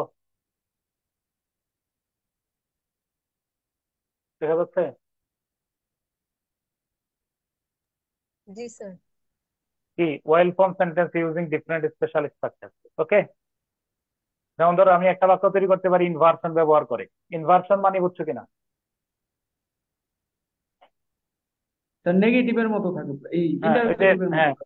নট অনলি লিটল, কিছু কিছু অ্যাডভার্ব বাক্য থাকলে সাবজেক্টিভ পূর্বে অক্সিলিয়ারি বসানো হয়ে যায়। তারপর দেখো অ্যাপোজিটিভ ফ্রেজ, 3000, বাক্যটা হলো 3000 ওপেন সিক অটোনমি। তাহলে আমি 3000-এর পজিশন ব্যাখ্যা দিয়ে দিলাম এখানে অ্যাপোজিটিভ ব্যবহার করা। বিষয়টা বুঝছো কিনা? My friend N experience pilot over to fly. তারপরে তোমার কি পারফেক্ট পার্টিসিপল, হ্যাভিং দিয়ে একটা ব্যবহার করতে চেষ্টা করবাই। হ্যাভিংটা খুবই খুবই ইফেক্টিভ, খুবই স্ট্যান্ডার্ড একটা বাক্য। হ্যাভিং রিসিভ পজিটিভ ফিডব্যাক, এটা আমি বিভিন্ন বিজনেসে কিভাবে ব্যবহার করা যেটা দেখানোর চেষ্টা করছি। তারপরে প্যারেন্থেটিক্যাল এক্সপ্রেশন, আমরা চাইলে এই যে তোমার কি ওই যে মাঝখানে যে তোমার আহ, ব্যাখ্যামূলক আর কি, এটা as like as cage in পজিশনের মতোই আর কি, কোন একটা শব্দ দিয়ে ব্যাখ্যা করে দেওয়া মাঝখানে। অন দা আদার হ্যান্ড এখানে ব্যবহার করলাম। ওকে, রিলেটিভ ক্লজ ব্যবহার করে, এটা খুব রিলেটিভ ক্লজ ব্যবহার করে। তারপরে হলো তোমার কমপ্লেক্স সেন্টেন্স ব্যবহার করতে পারি, কিছুটা কম্পাউন্ড সেন্টেন্স ব্যবহার করতে পারি, কম্পাউন্ড সেন্টেন্স ইউজিং সেমিকোলন ব্যবহার করতে পারি। তারপরে জিরান ফ্রেজ ব্যবহার করতে পারি, প্যারালাল স্ট্রাকচার ব্যবহার করতে পারি। কিভাবে কিভাবে ব্যবহার করতে পারি? ইফ কন্ডিশনাল দিয়ে একটা ব্যবহার করতে পারো। মোটামুটি 10টা সেন্টেন্সের কাঠামো 10 রকম করার চেষ্টা করব। একটা অ্যাক্টিভ ভয়েসে নিলাম, একটা প্যাসিভ ভয়েসে নিলাম। আমি কি আমার কথা বুঝতে পারছি? আমি সেটা দিয়ে দেবো। তোমরা কি আমার জি মেসেজ স্যার। ক্লিয়ার? জি স্যার। জি স্যার।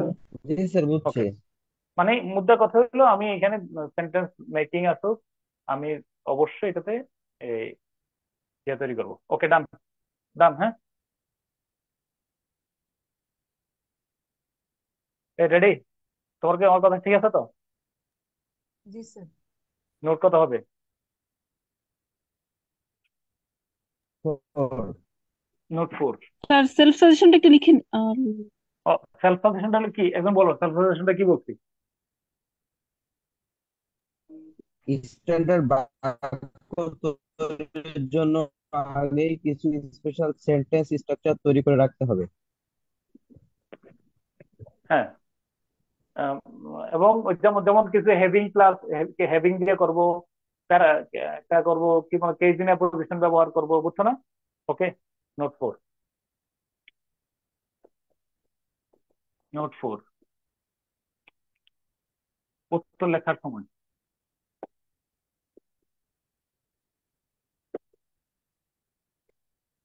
উত্তর লেখার সময় প্লেজারিজম, এটা প্লেজারিজম বানানো হয়েছে কিনা, বাংলা হচ্ছে কি? চৌর্য কুম্ভিলক বৃত্তি। হুম, কুম্ভিলক বৃত্তি, প্যাসেজ লেখার সময় কুম্ভিলক বৃত্তি। হ্যাঁ, সিম্পলে ক্লাসে পরে কুম্ভিলক বৃত্তি পুরোপুরি ভাবে পরিহার করতে হবে, সম্পূর্ণরূপে এড়িয়ে চলতে হবে, সম্পূর্ণ রূপে এড়িয়ে চলতে হবে, এড়িয়ে যেতে হবে। আচ্ছা, এটা তো আমরা আগে বলছি।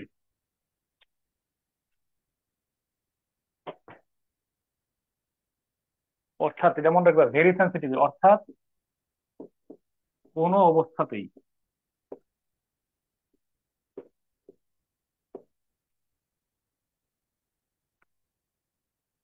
কোনো ধরনের প্রশ্ন উত্তরেই এড়িয়ে বলতে হবে, এর পূর্বেরটা কি লিখছেন?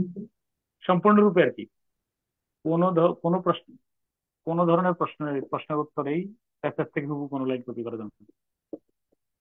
প্রশ্নের উত্তরেই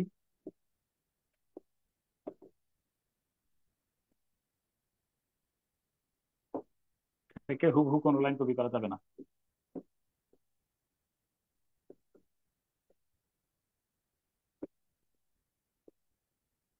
আচ্ছা, এটা আমরা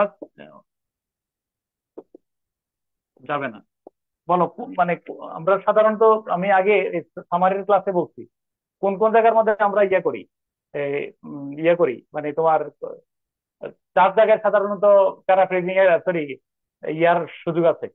4 জায়গায় বেশি ইয়ে করা যায়, বলো কোন কোন 4 জায়গায় আমরা বেশি চুরি করার বেশি সম্ভাবনা আশঙ্কা আছে, বলো 4টা জায়গায় কি কি?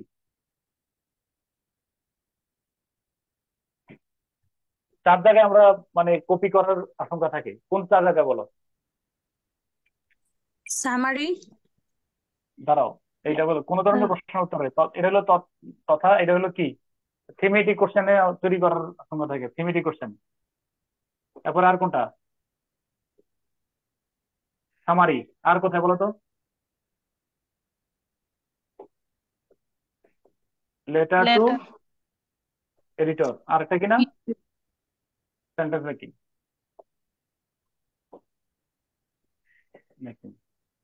কথা বলছো?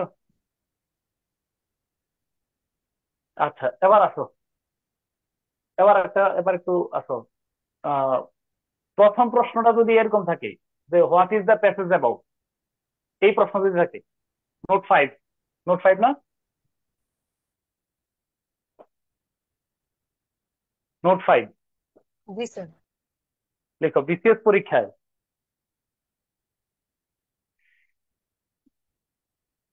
আমার 30টা সেকেন্ড সময় দেবো, কান্না করছি।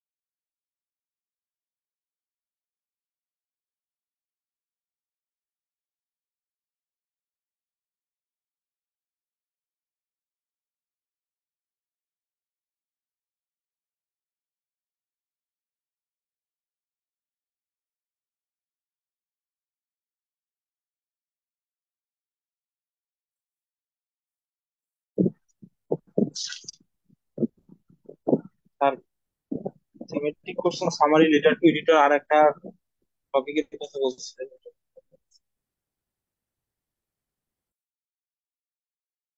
Sentence making.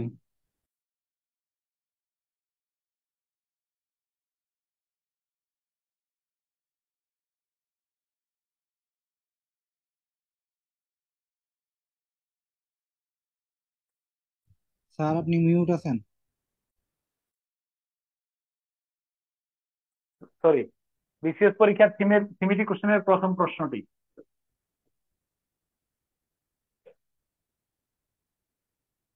যদি what is the passage about? What is the passage, PASSAG, passage about, বুঝছো কিনা? টাইপের হয়ে থাকে। আহ, বুঝছো কিনা? আহ, প্রশ্নটি হোয়াট, আচ্ছা দাঁড়াও, what is the passage about, এবং শেষ প্রশ্নটা আচ্ছা দাঁড়াও, এবং শেষ প্রশ্ন, শেষ প্রশ্নটা কি থাকে বলো? শেষ প্রশ্ন অনেক সময় কি থাকে বলো? হোয়াট কি ইজ কি দ্য টাইটেল বলতেছি? Of the passage? টাইটেল। হ্যাঁ, শেষ প্রশ্ন টাইটেল।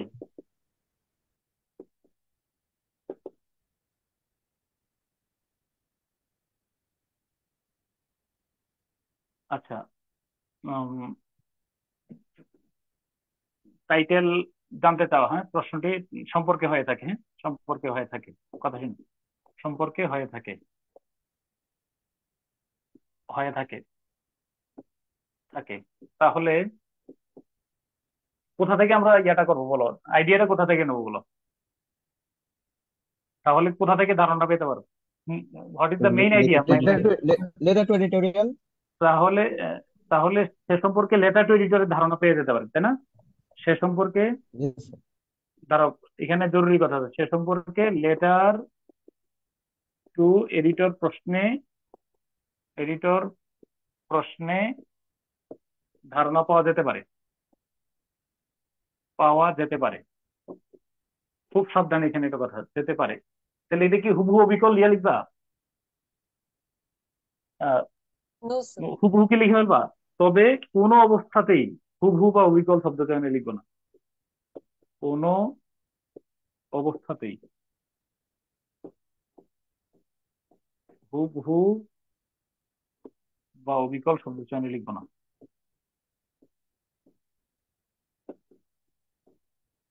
লিখবো না। আচ্ছা, কি করে লিখবা বলো? মানে আইডিয়া নিয়ে নিয়ে লিখবো। আচ্ছা, এখন আমার, এটা তো গতানুগতিক কথা, এবার আসো প্রথম প্রশ্নটি, প্রথম, তবে প্রথম প্রশ্নটি, প্রথম প্রশ্নটি যদি এমনটা হয় তাহলে উত্তর কিভাবে লিখবা? প্রথম প্রশ্নটি যদি, প্রথম প্রশ্নটি যদি হোয়াট ইজ দ্য, খুব মনোযোগ দিয়ে শুনে, আবার আমার মূল পয়েন্ট আসছি, what is the passage about হয়ে থাকে, অ্যাবাউট হয়ে থাকে, তাহলে উত্তরটি,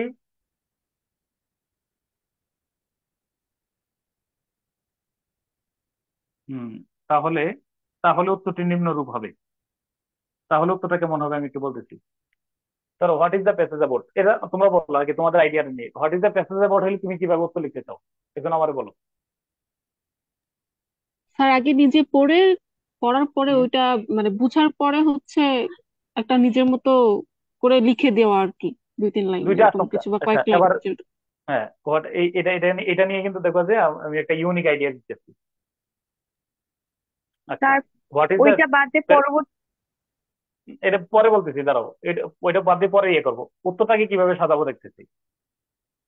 what is the passage about হয়ে থাকে, তাহলে প্রথমে মূল বক্তব্য, আহ, তাহলে দাঁড়াও আমি বলে রাখি, হয়ে থাকে তাহলে উত্তরটি এভাবে, উত্তরটি যেভাবে সাজানো যেতে পারে এভাবে লিখি নাকি? তাহলে উত্তরটি যেভাবে সাজানো যেতে পারে, এবার এটা শুনুন, উত্তরটি, উত্তরটি যেভাবে সাজানো যেতে পারে,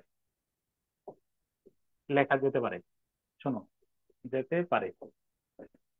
এবার একটু এই, এটার উত্তরটা দেখাই।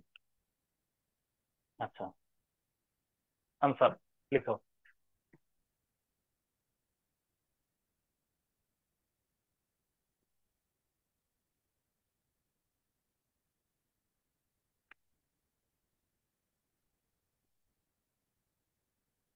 আনসার দেখো, দিস আনসার, হ্যাঁ আনসার লিখতেছি। কোন প্রশ্ন উত্তর?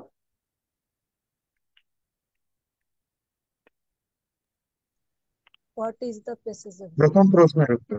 দিস প্যাসেজ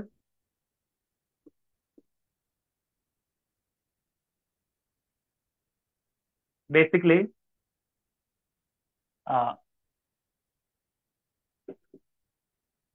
centers on অথবা is about ড্যাশ। ড্যাশ মানে কি বলো? এটা ইয়ে বলো, about অ্যাবাউট কি বলো? ড্যাশ দ্বারা তার বিকট টেকনিক্যাল পেরিল এন্ড ওই যে যেটা ড্যাশ environment, ই করতেছে, তাই না? তাই না? Climate change. ড্যাশ যেটাই থাকুক, implementation of Bangladesh delta plan, এরকম বুঝছো কিনা? ওকে, তা দেশের এরপরে জায়গায় সাবজেক্ট টুকু দাঁড়া শোনো, এরপর শুনে নিও আগে। ফুল স্টপ কি এটা বলতে পারি? ধরো আমি একটা বলো, ওই যে prospect and prospect and of blue economy. problems of ধরো ইকোট্যুরিজম দিলাম বা ব্লু ইকোনমি। প্রসপেক্ট এন্ড কি বলো? চ্যালেঞ্জেস চ্যালেঞ্জেস দেওয়া যেতে পারে। Of blue economy.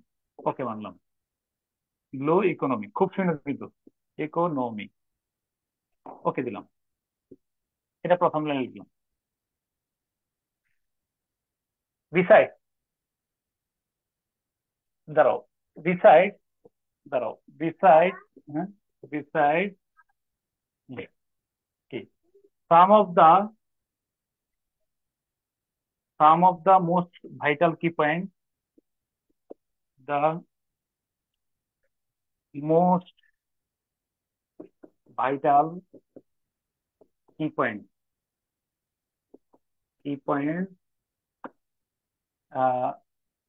covered in the passage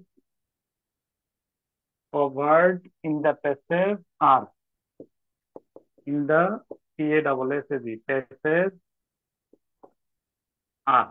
মনে রাখবা, কখনোই কিন্তু এই প্রশ্নের উত্তর এক বাক্যে কখনোই হবে না। খুব মনোযোগ দিয়ে কথা শুনতে থাকো।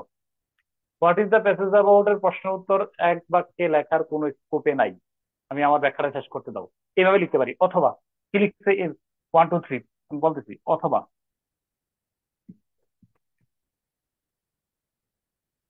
অথবা এইভাবে শুরু করা যেতে পারে, অথবা এভাবে শুরু করা যেতে পারে।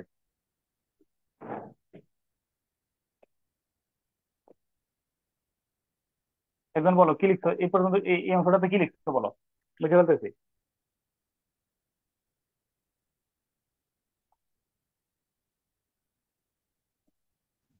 this passage basically centered on about prospect centre on অথবা and is, challenge. Centre on অথবা ইজ অ্যাবাউট, বুঝছি কিনা? দ্য প্যাসেজ ইজ অ্যাবাউট অথবা the passage basically centre on, এটা হ্যাঁ। ওকে, তারপরে Besides, some of the most vital key points covered in the passage are ওই এই যে আমরা 1 2 3 4 দিয়ে লিখবো আমি আমার মূল বক্তব্য হলো, একটা প্যাসেজে দুই ধরনের আইডিয়া থাকে, একটা হলো মেইন আইডিয়া আর একটা হলো সাপোর্টিং আইডিয়া। একজন রিপিট করো কি বলছি। একটা প্যাসেজে মূলত দুইটি আইডিয়া থাকে, একটা হচ্ছে মেইন আইডিয়া আর একটা হচ্ছে একটু পরে লিখতেছি না, আচ্ছা হ্যাঁ এবার আসো। অথবা তুমি উত্তরটা এবার শুরু করতে পারতো, what the passage predominantly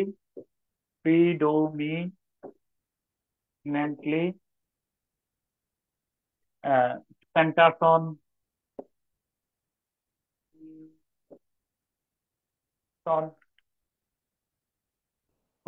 predominantly centers on deals with focus on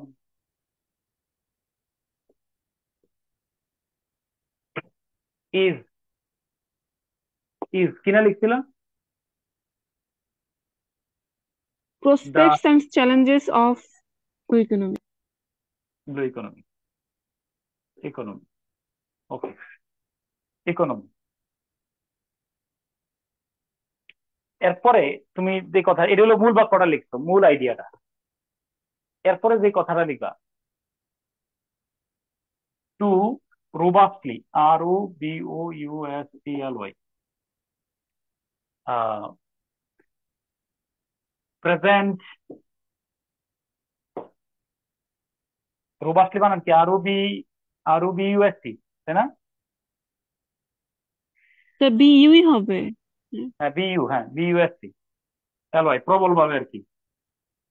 present the core content, core content of the passage, PASSAG, to robustly present the core content of the passage, several SEVERL, several exclusive facts, FACTS, facts অথবা points are also simultaneously, বানান কি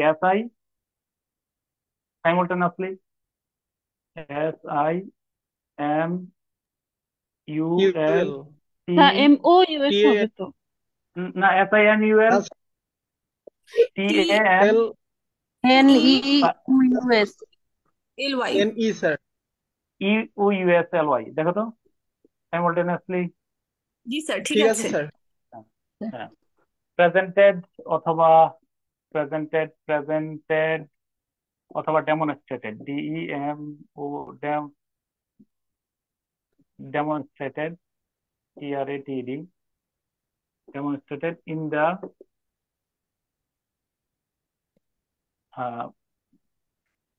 demonstrated in a very coherent way, in a very coherent way, very coherent way, there,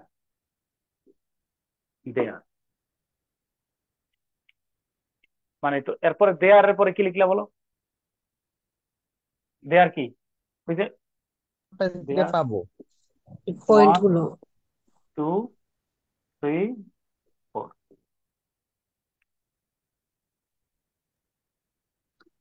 এই 4টা point এভাবে লিখবো, মানে দেয়ার এর পরে স্যার তোমার ওই এই যে ক্ষেত্রে হ্যাঁ প্রথম বাক্যে যে ভার্ব ইউজ করব পরের বাক্যেও কি তাই হ্যাঁ, এটা করতে এটাও হবে আসতেছে, নাকি? এটাও আমি আসতেছি, এটাও আসতেছে সামনে, পয়েন্ট আগে কিভাবে লিখবো। এখন আমার প্রশ্ন হলো কেন এইভাবে লিখবো, কেন এভাবে লিখবো, কেন এভাবে লিখবো, একই পয়েন্টে লিখবো, কেন এভাবে লিখবো বলো কেন। লেখা রাখো, কারণ একটি প্যাসেজে 2 ধরনের আইডিয়া থাকে।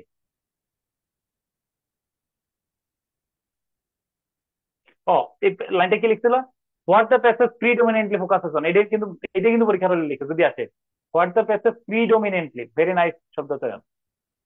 তাহলে হ্যাঁ, what the passage predominantly focuses on is, তাহলে এটা আর কি, যে the implementation of blue economy, the implementation of কি বলো ডেল্টা প্ল্যান, এরকম দেওয়া হয়েছে। তারপরে sir to focus on robustly, এখানে হ্যাঁ ইয়েস হবে। দেখো তো, ও হ্যাঁ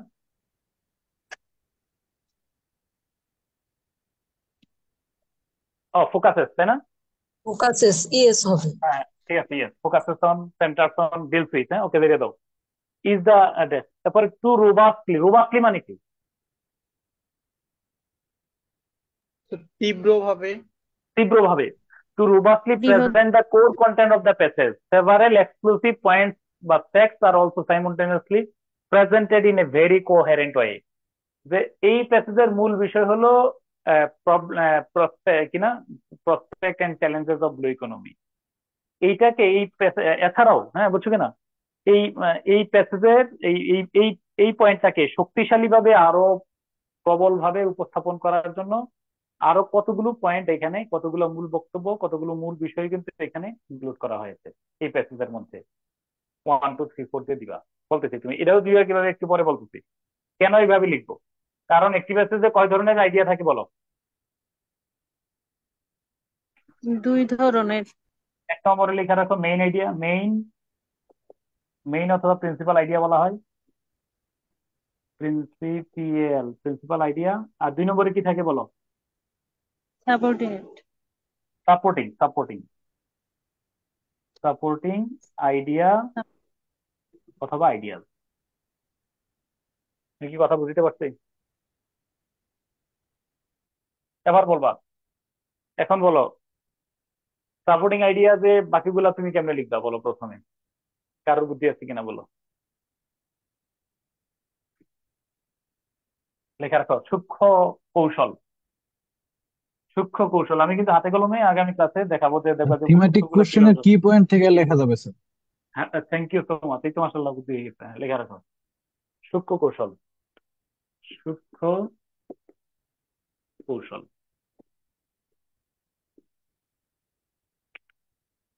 অনেক সময়, অনেক সময়, অনেক সময় কি প্রায় থিমেটিক কিউইএসএন কোশ্চেন এর বি থেকে আই নম্বর পর্যন্ত প্রশ্নগুলো, বি থেকে আই নম্বর পর্যন্ত প্রশ্নগুলো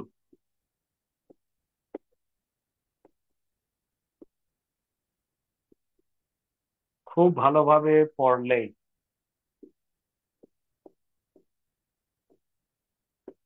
ভালোভাবে পড়লে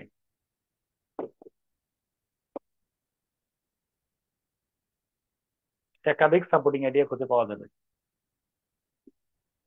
বেশ কিছু সাপোর্টিং আইডিয়া খুঁজে পাওয়া যাবে।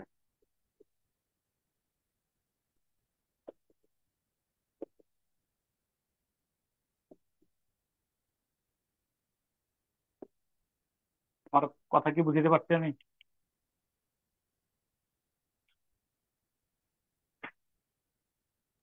জি স্যার।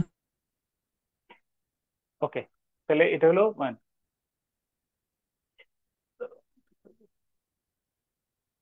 তোমরা এবার আমার বলো, প্রথম প্রশ্ন যদি what is the passage about আসে, তাহলে আমরা কিভাবে লিখবো?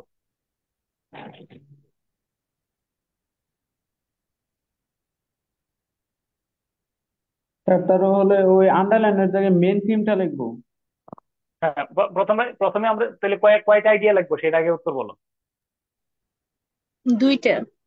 দুইটা, স্যার কি কি? দুটো, একটা মেইন আইডিয়া, একটা this supporting idea. Passage basically centered on hmm. অথবা ইজ অ্যাবাউট, আর হুম। দ্বিতীয়টা হচ্ছে না না হোয়াট না দি না, দ্বিতীয়টা প্যাসেজ না। প্রিডমিনেন্ট। না, এই দ্বিতীয়টা না, আরে এখানে একটাই, হয়তো ওই মানে প্রথমটা যে দিয়ে কোনো লিখতে পারো। একটা ফলো করবো আর কি sir.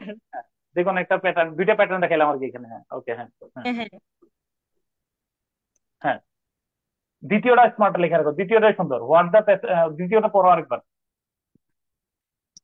What the passage predominantly centers on, focuses on, deals with is the uh, is the implementation of, মানে passage যেটা থাকে আর অনুসারে কি। আর কি। হ্যাঁ হ্যাঁ হ্যাঁ হ্যাঁ, তারপরে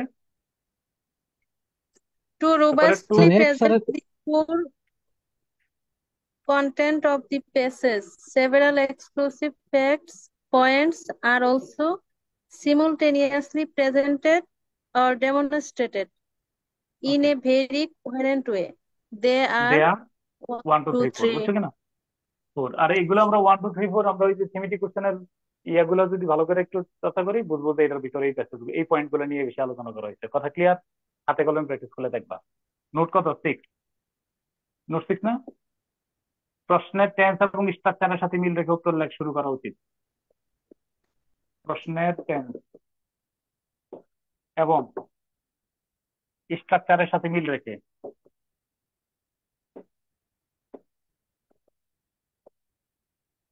মিল রেখে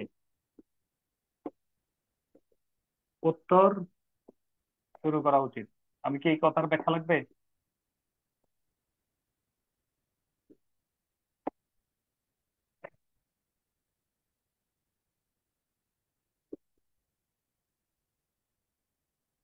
উত্তরগুলো যথাসম্ভব বর্ণনামূলক লেখার চেষ্টা করব।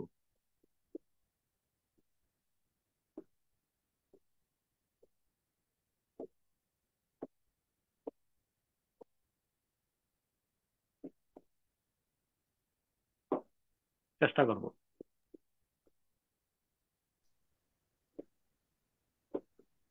অন্তত 3 লাইনের কম নয়।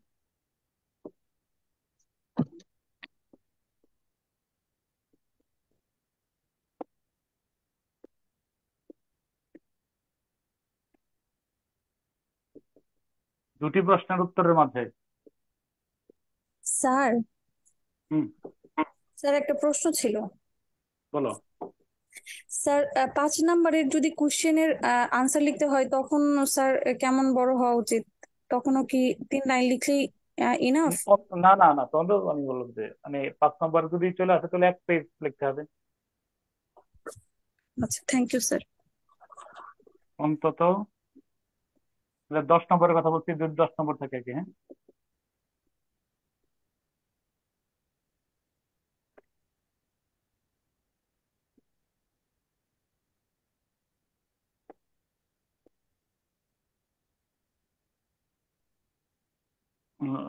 স্পষ্ট ও সুন্দর দেখায়।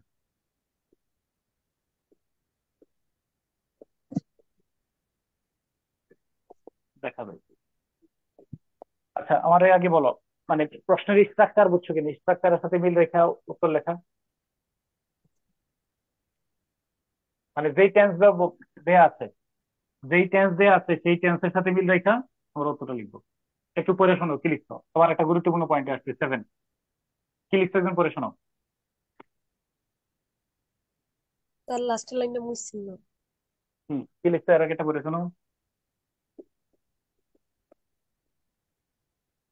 প্রশ্নের টেন্স ও স্ট্রাকচারের সাথে মিল রেখে উত্তর শুরু করা উচিত। উত্তরগুলো যথাসম্ভব বর্ণনামূলক লেখার চেষ্টা করব, অন্তত 3 লাইনের কম নয়। দুইটা প্রশ্নের উত্তরের মাঝে 2 লাইন গ্যাপ রাখলে স্পষ্ট ও সুন্দর দেখাবে। কিছু কিছু প্রশ্নের উত্তরে বিশেষত ওয়াই এবং ফরওয়ার্ড যুক্ত প্রশ্ন উত্তর, বিশেষত ওয়াই এবং ফরওয়ার্ড যুক্ত প্রশ্নের উত্তরে, প্রশ্নের উত্তরে বুলেট মার্ক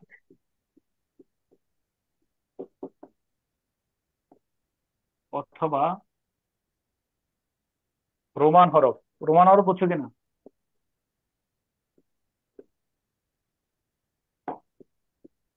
রোমান হরফ বুঝছো কিনা।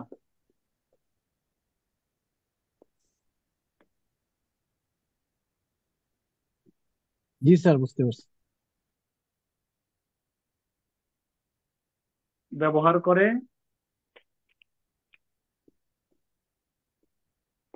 পরে উত্তর লেখা যেতে পারে, লেখা যেতে পারে।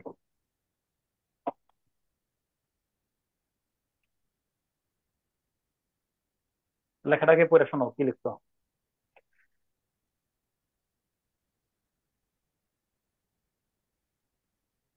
কিছু কিছু প্রশ্নের উত্তরে বিশেষত হোয়াই অথবা ফরওয়ার্ড যুক্ত প্রশ্নের উত্তরে বুলেট মার্ক ব্যবহার করে অথবা রোমান হরফ ব্যবহার করে উত্তর লেখা যেতে পারে। ওকে, আচ্ছা, এখন লেখা যেতে পারে বিশেষত ফ্রেজ আকারে বলে রাখলাম, মানে বাক্য আকারে ঠিক আছে, বিশেষত ফ্রেজ আকারে। আহ, মানে ফ্রেজ আকারে উত্তরগুলো ফ্রেজ আকারে লেখলে তোমার PHRAS ফ্রেজ আকারে। আচ্ছা, যেমন তোমারে বলি আমি, যেমন ধরো প্রশ্ন কি, যেমন যেমন লেখো, যেমন এই যে তোমার 45তম বিসিএস এ what are the main aims of ecotourism,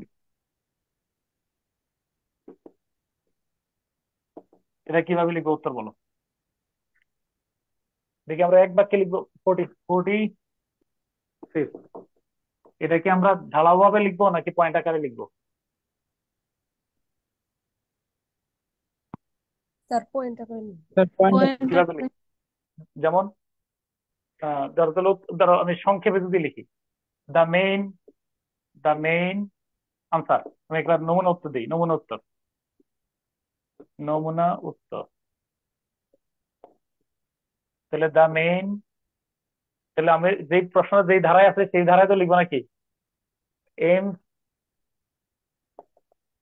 of ecotourism, eco, KOURISM, ecotourism include, include, include, অথবা তুমি আর লিখতে পারো, তাই না? আর, আর কিভাবে লিখতে পারো দেখো, আহ বুলেট মার কথা ভাইয়া 1 নম্বরে, ধরো প্রমোটিং, কি বলে ইকোট্যুরিজম প্রমোটিং কি, কি দেওয়া যেতে পারে? সাস্টেইনেবল ইকোনমিক ডেভেলপমেন্ট নাকি? Sustainable economic development, 2। এই প্রমোটিং কি স্মল লেটার না ক্যাপিটাল লেটার সেটা বলো। আরে স্মল ওই যে ইনক্লুডিং, ইনক্লুড দিয়ে তুমি যে এখানে ড্যাশ দিছো বা যেটা দিছো আর কি, ইনক্লুড এর পরে স্মল লেটার, যেহেতু একই বাক্যের অংশ।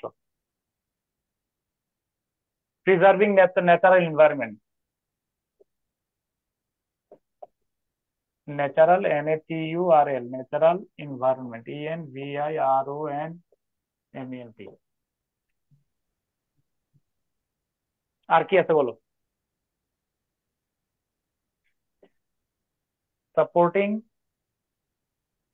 সাপোর্টিং কি বলো? Supporting tourism without destruction of natural এরকম আছে, এনভায়রনমেন্ট। ধরো supporting local communities, local communities, তাই না? Local community, fostering cultural sensitivity. এই আমার কথা কি, আমি কি বুঝতে পারছি? মানে এগুলারে আমরা কোনো অবস্থাতেই মানে ন্যারেটিভলি লিখবো না, আমরা পয়েন্ট আকারে লিখবো। আমার কথা কি ক্লিয়ার? জি স্যার। ওকে। এরকম বহুত প্রশ্ন তুমি পাইবা রেগুলার। যেমন ধরো তোমার যদি বলি যে ওই যে প্রত্যেকটা বিসিএস এর মধ্যে এরকম প্রশ্ন পাইবা, মানে এই সবগুলো আমরা ইয়ে করে লিখবো। এখন আহ একটা কথা বলে রাখি, বুলেট একটা কথা লিখে রাখো, এই উত্তরগুলো কি হবে মানে পয়েন্ট আকারে, এটা নিয়ে আবার পাংচুয়েশন নিয়ে তোমরা আবার টেনশনে পড়বা। ওকে।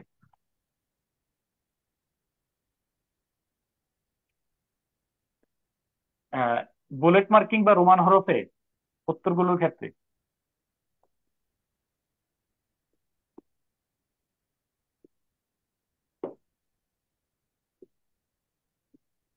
করা উত্তরগুলো,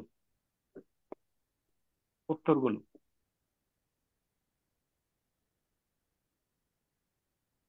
উত্তরগুলো কিভাবে লিখবা? বাক্যের অংশ থাকে, বাক্যের অংশ হিসাবে, বাক্যের অংশ হিসাবে লিখলে,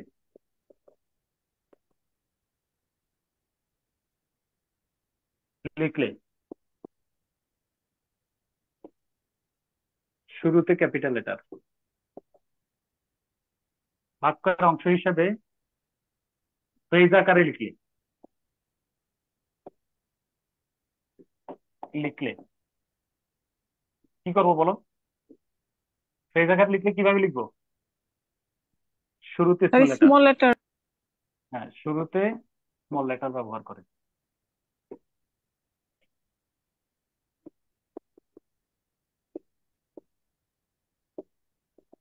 করে।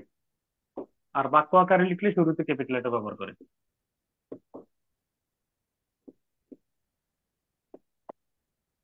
লিখলে শুরুতে কিভাবে বলো? শুরুতে কি হবে? শুরুতে ক্যাপিটাল লেটার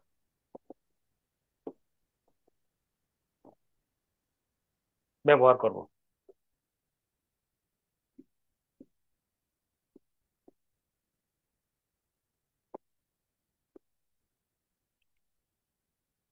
মনে রাখবা, লিখে রাখো, পয়েন্ট আকারে লিখলে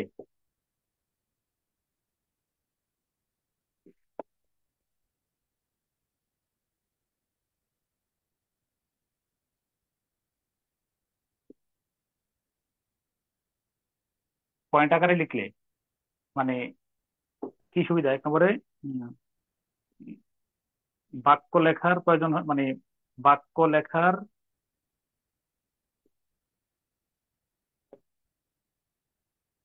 তেমন প্রয়োজন হয় না, প্রয়োজন হয় না। উত্তরটি খুব সুন্দর দেখায়, খুব সুন্দর দেখায়। এবার তোমার একটা রেফারেন্স দেখাই। অনেকে বলবে যে ইয়াকার লিখছো কেন? Reference NCTB, NCTB text book. তোমার প্রশ্ন হতে পারে যে স্যার আপনি এগুলো কোন জায়গা থেকে বলতেছেন। ওকে, একটু আমারে 30 সেকেন্ড সময় দাও, আমি একটু একটা দলিল বের করে নেই, কারণ তুমি 2 দিন পরে আবার চাইবা।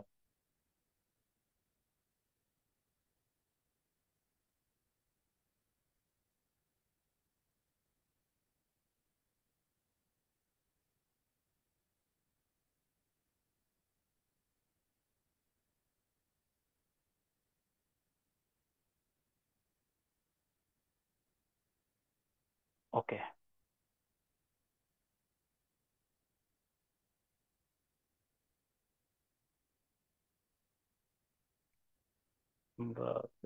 আমি ইয়েতে যাচ্ছে। কারোর কাছে কি টেক্সট বইটা আছে কিনা? এই যে ইয়ার উম, তোমার 9-10-এর কোনো টেক্সট বই আছে?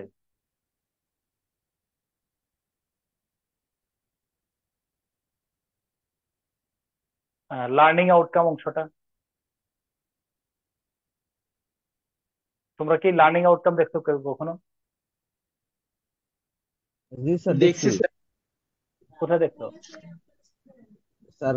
আহ, আহ, আমি ট্রেনিং এ ছিলাম যে স্যার, কোন ট্রেনিং এর প্রাইমারি শিকন ফল থাকে স্যার, টিজিতে দেয়া আছে না? শিক্ষক সহায়িকাতে। হ্যাঁ, যে কোন শুরুতেই দেয়া থাকে স্যার, প্রথম পেজটাতে। প্রথম পেজটাতে তোমার এই যে দেখবা যে এনসিটিভির যে কোনো বই, আমার কাছে ডাউনলোড করা খুঁজে পাচ্ছি না। স্যার বই আহ, অনেক সময় থাকে না স্যার, শিক্ষক সহায়িকায় স্যার থাকে এটা। মানে বইয়ের মধ্যে শুরুতে প্রত্যেকটা বইয়ের মধ্যে by after learning the passage এরকম, বা বাই দ্য হ্যাঁ এন্ড হ্যাঁ অফ দ্য স্যার, লার্নিং, এরকম এরকম একটা লেখা থাকে, থাকে না? কিন্তু যেগুলো শিক্ষক সহায়িকা ওগুলোতে সরাসরি লার্নিং আউটকাম কি কি হবে ওগুলো সরাসরি পয়েন্ট থাকে, আকারে হ্যাঁ হ্যাঁ দেওয়া থাকে। হ্যাঁ হ্যাঁ হ্যাঁ। আচ্ছা যাক, আমি স্যার এরপর বাংলাদেশ আগে যে বইটা আছে ওখানে যে ইংলিশ ভার্সনটা আছে, ওই ইংলিশ ভার্সনের প্রথম পেজটাতেই দেওয়া আছে প্রত্যেকটা চ্যাপ্টারের শুরুতে। হ্যাঁ প্রত্যেকটা ইয়াতে লেখা আছে আফটার উই হ্যাভ, ওইখানে লেখা আছে এরকম, দেখো তুমি এটা লেখানো, after we have studied this unit we will be able two, আমি একটা পুরো লেখানো প্লিজ করে এইভাবে লেখা আছে। এটা ডকুমেন্ট নাও, যে পয়েন্ট আকারে লিখলে কেন ভালো হয়। উত্তর অবশ্যই চেষ্টা করবে যেখানে পয়েন্ট দেওয়া যায়, যেমন যেমন নমুনা লেখো, যেমন এনসিটিভি থেকে নিতেছে আর কি, লার্নিং আউটকাম, শুরুতে লেখা থাকে লার্নিং আউটকাম, এরকম লেখা থাকে আউটকাম। দেখো বাক্যটা কিভাবে লেখা আছে, after we have,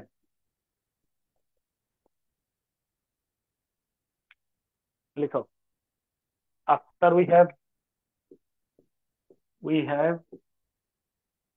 studied this unit, হ্যাঁ, we will be able to, এরপরে কিছু থাকে কিনা বলো, we will be able to, এইখানে কোনো কিছু থাকে কিনা বলো। এখানে কিছু থাকে না। দেখো তোমার কারো কিছু বই থাকলে দেখো, এরপরে পয়েন্ট আছে এরকম এরকম এরকম একটা এইভাবে দেয়া আছে, দেখো we will be able two, এরকম কিছু দেয়া থাকে। টক অ্যাবাউট, ধরো talk about event and festival,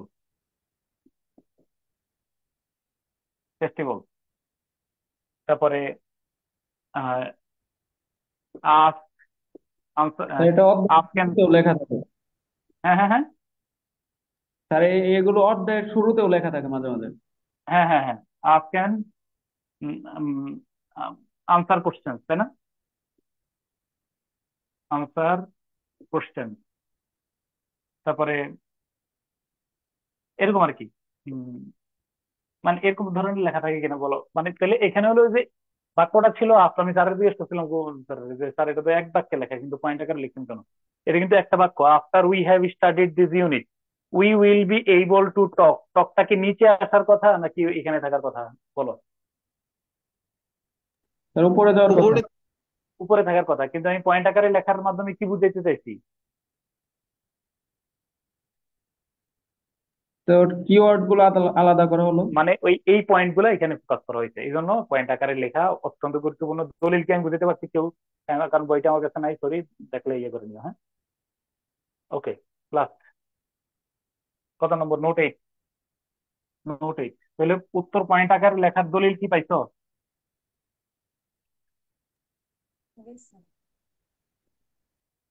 জি না স্যার। বলো। ওকে, ডান। জি স্যার। প্লাস একদম সময় গণায় আসছে আমার। নোট 8, থিমেটিক কোশ্চেনের উত্তরগুলো ধারাবাহিকভাবে লেখা অবশ্যই প্রেস্টিজিয়াস। কোশ্চেনের উত্তরগুলো উত্তরগুলো ধারাবাহিকভাবে লেখা, এটা চেষ্টা করবে ধারাবাহিকভাবে লেখা, অবশ্যই প্রেস্টিজিয়াস।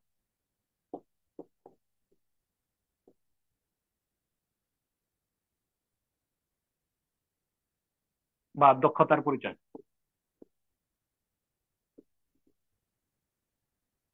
পরিচয়।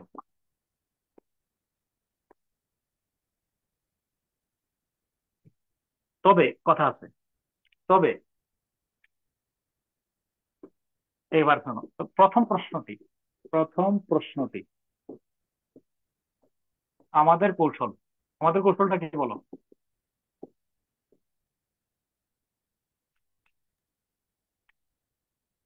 স্যার প্রথম আপনি যে দুটো লেখার সিস্টেম করতেছেন। মেইন আইডিয়া, সাপোর্টিং আইডিয়া, তাই না? জি স্যার।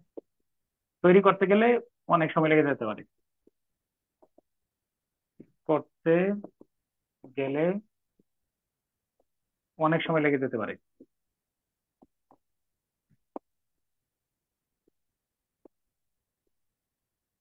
যেতে পারে, সেক্ষেত্রে আমরা কি করব?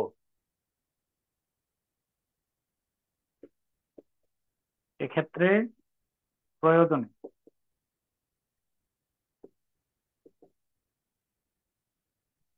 উম, জায়গা খালি রেখে, প্রথম প্রশ্নটি লেখা যায় জায়গা খালি রেখে,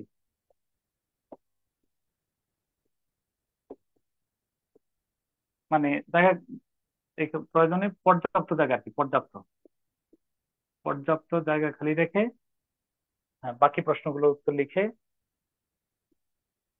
বাকি, এটা আমার পরামর্শ, যদি what is the passage about আসে আর কি, প্রশ্নগুলোর উত্তর লিখে, সবশেষে উত্তর লিখে সবশেষে কি করবো বলো? খালি জায়গায় প্রথম প্রশ্ন লিখবো, এটা হলো প্রশ্ন। খালি স্থানে প্রথম প্রশ্ন, what is the passage about আর কি, প্যাসেজ অ্যাবাউট এর উত্তর লিখবো।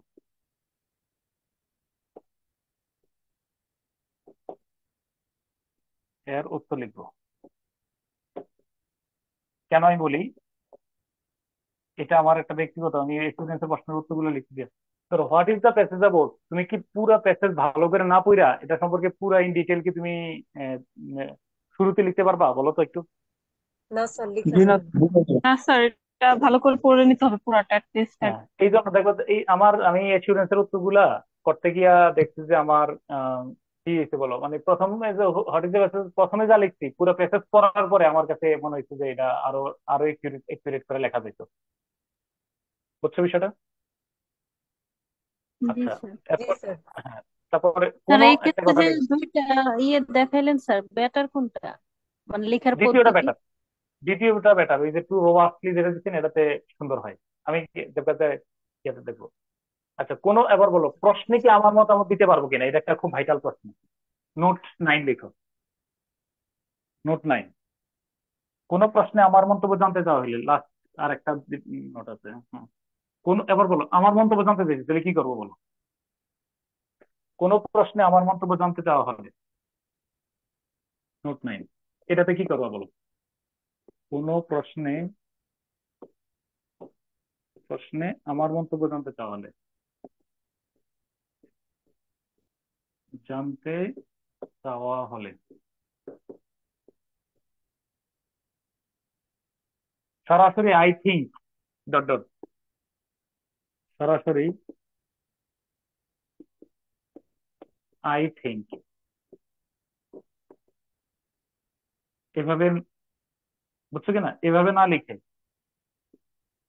এভাবে না লিখে, না লিখে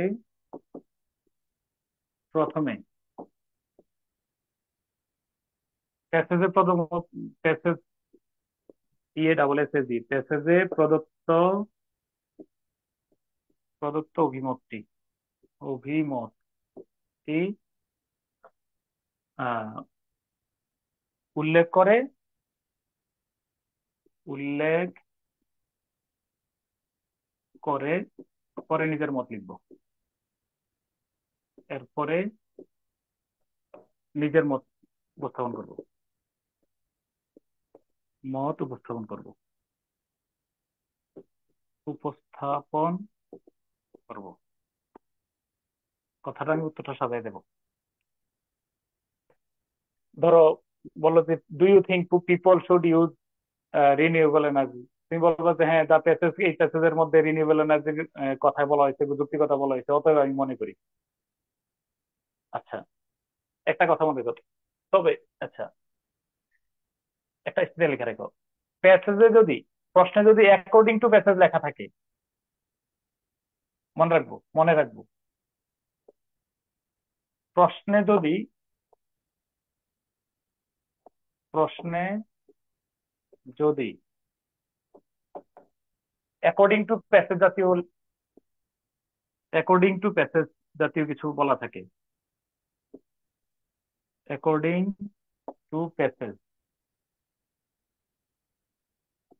জাতীয় কথা বলা থাকলে, জাতীয় কিছু বলা থাকলে হলে উত্তর কোথা থেকে দিতে হবে?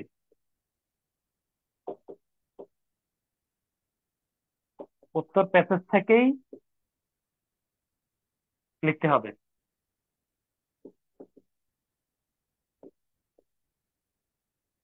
তবে উন্মুক্তভাবে প্রশ্ন করা হলে,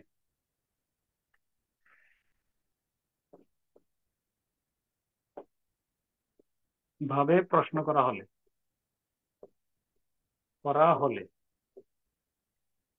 প্রথমে এই উন্মুক্তভাবে প্রশ্ন করা হলে কি করবো বলো?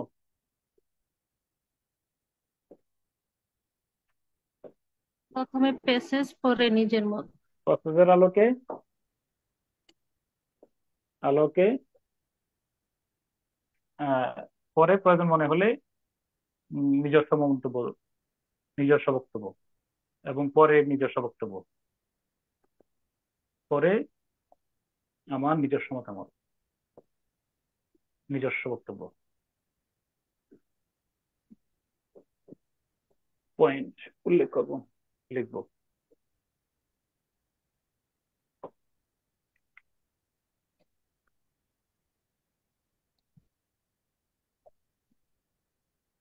ওকে, আর লাস্ট লেখা রেখো যে সর্বশেষ কথা হলো টাইটেল। টাইটেলটা কেমন হতে পারে? নোট 10 হলো টাইটেল, লাস্ট কথা। নোট 10, টাইটেলটা কিভাবে লিখতে পারো?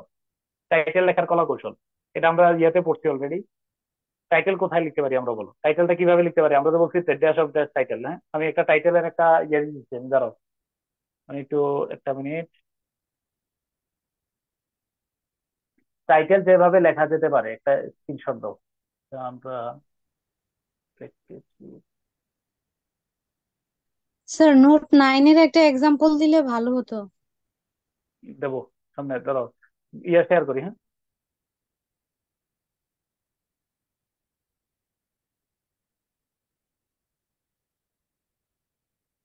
দেখো দাঁড়াও। হুম,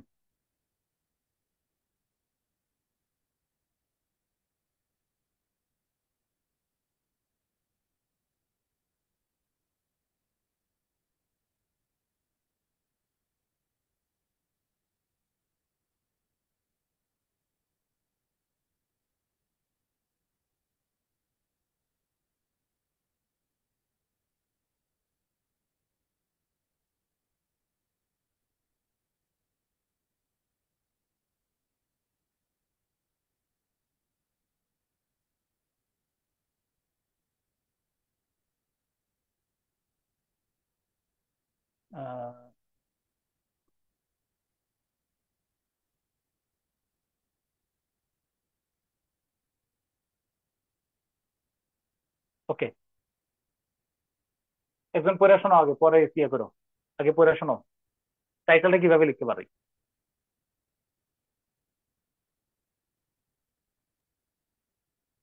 The title of passage many seems different to each reader.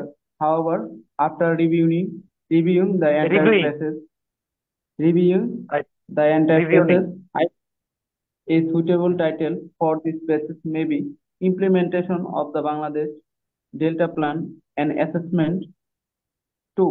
I have এটা পড়ো, এটা come 3 নম্বর, এটা পড়ো 3 নম্বর এটা। If I asked to suggest an appropriate title after a thorough evaluation of a passage, না, different readers if asked to suggest an appropriate title after a thorough evaluation of a passage, different readers will consider the title from different perspectives. But after carefully scrutinizing, skimming, and scanning the whole passage, I think that the passage may be embellished or adorned with the following heading. এটা very nice, এটা লিখবা। Sir 2 নম্বরের জন্য আসলেও এটাই 2 নম্বর 3 নম্বর মুখস্থ করে লিখে ফেলবা। 2 নম্বর না তো 3 নম্বরের জন্য আসলে, যত নম্বরের জন্য আসবে এটাই লিখবা, লিখে স্ক্রিনশট দিয়ে বা তুই কেন, এটা ইজ ভেরি নাইস। স্ক্রিনশট দিছো? জি স্যার। বড় করে দিও একটু। ওকে,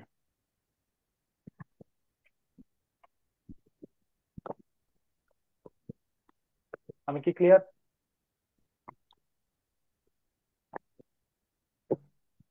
আগামী ক্লাস হাতে কলমে প্র্যাকটিস, আগামী ক্লাসে হাতে কলমে প্র্যাকটিস, ঠিক আছে? আগামী ক্লাসে হলো আমরা আমি কি একটা প্যাসেজ দিয়ে দেবো তোমাদেরকে এটা একটু প্র্যাকটিস করার জন্য? জি স্যার, দিয়ে দেন। একটু একটা অনুমান করে রেখো, তাহলে আমি এখনই দিয়ে দিলাম একটা প্যাসেজ, একটা পরে তুমি এটা উত্তরটা চেষ্টা করো আর কি লিখে আসার জন্য যতটুকু পারো, ঠিক আছে? জি স্যার। 3টা কাজ করো, সামারি লিখবা আর থিমেটিক কোশ্চেন লিখবা। ওকে, রবিবারে দেখা হচ্ছে ইনশাআল্লাহ। আল্লাহ হাফেজ, আসসালামু আলাইকুম। জুমা নামাজের সময় স্যার, আপনার সাথে একটু কথা বলা যাবে? হ্যাঁ, ফোন দিও, হোয়াটসঅ্যাপে দিয়ে রাখো, হোয়াটসঅ্যাপে মিস করে দিয়ে রাখো, আমি ব্যাক করবো। স্যার, আমি টেক্সট দিয়ে রেখেছি, আপনি মানে টেক্সট এন্ড মিসড কল। হ্যাঁ, আচ্ছা স্যার, ঠিক আছে। আল্লাহ হাফেজ, রবিবারে দেখা হচ্ছে। হ্যাঁ।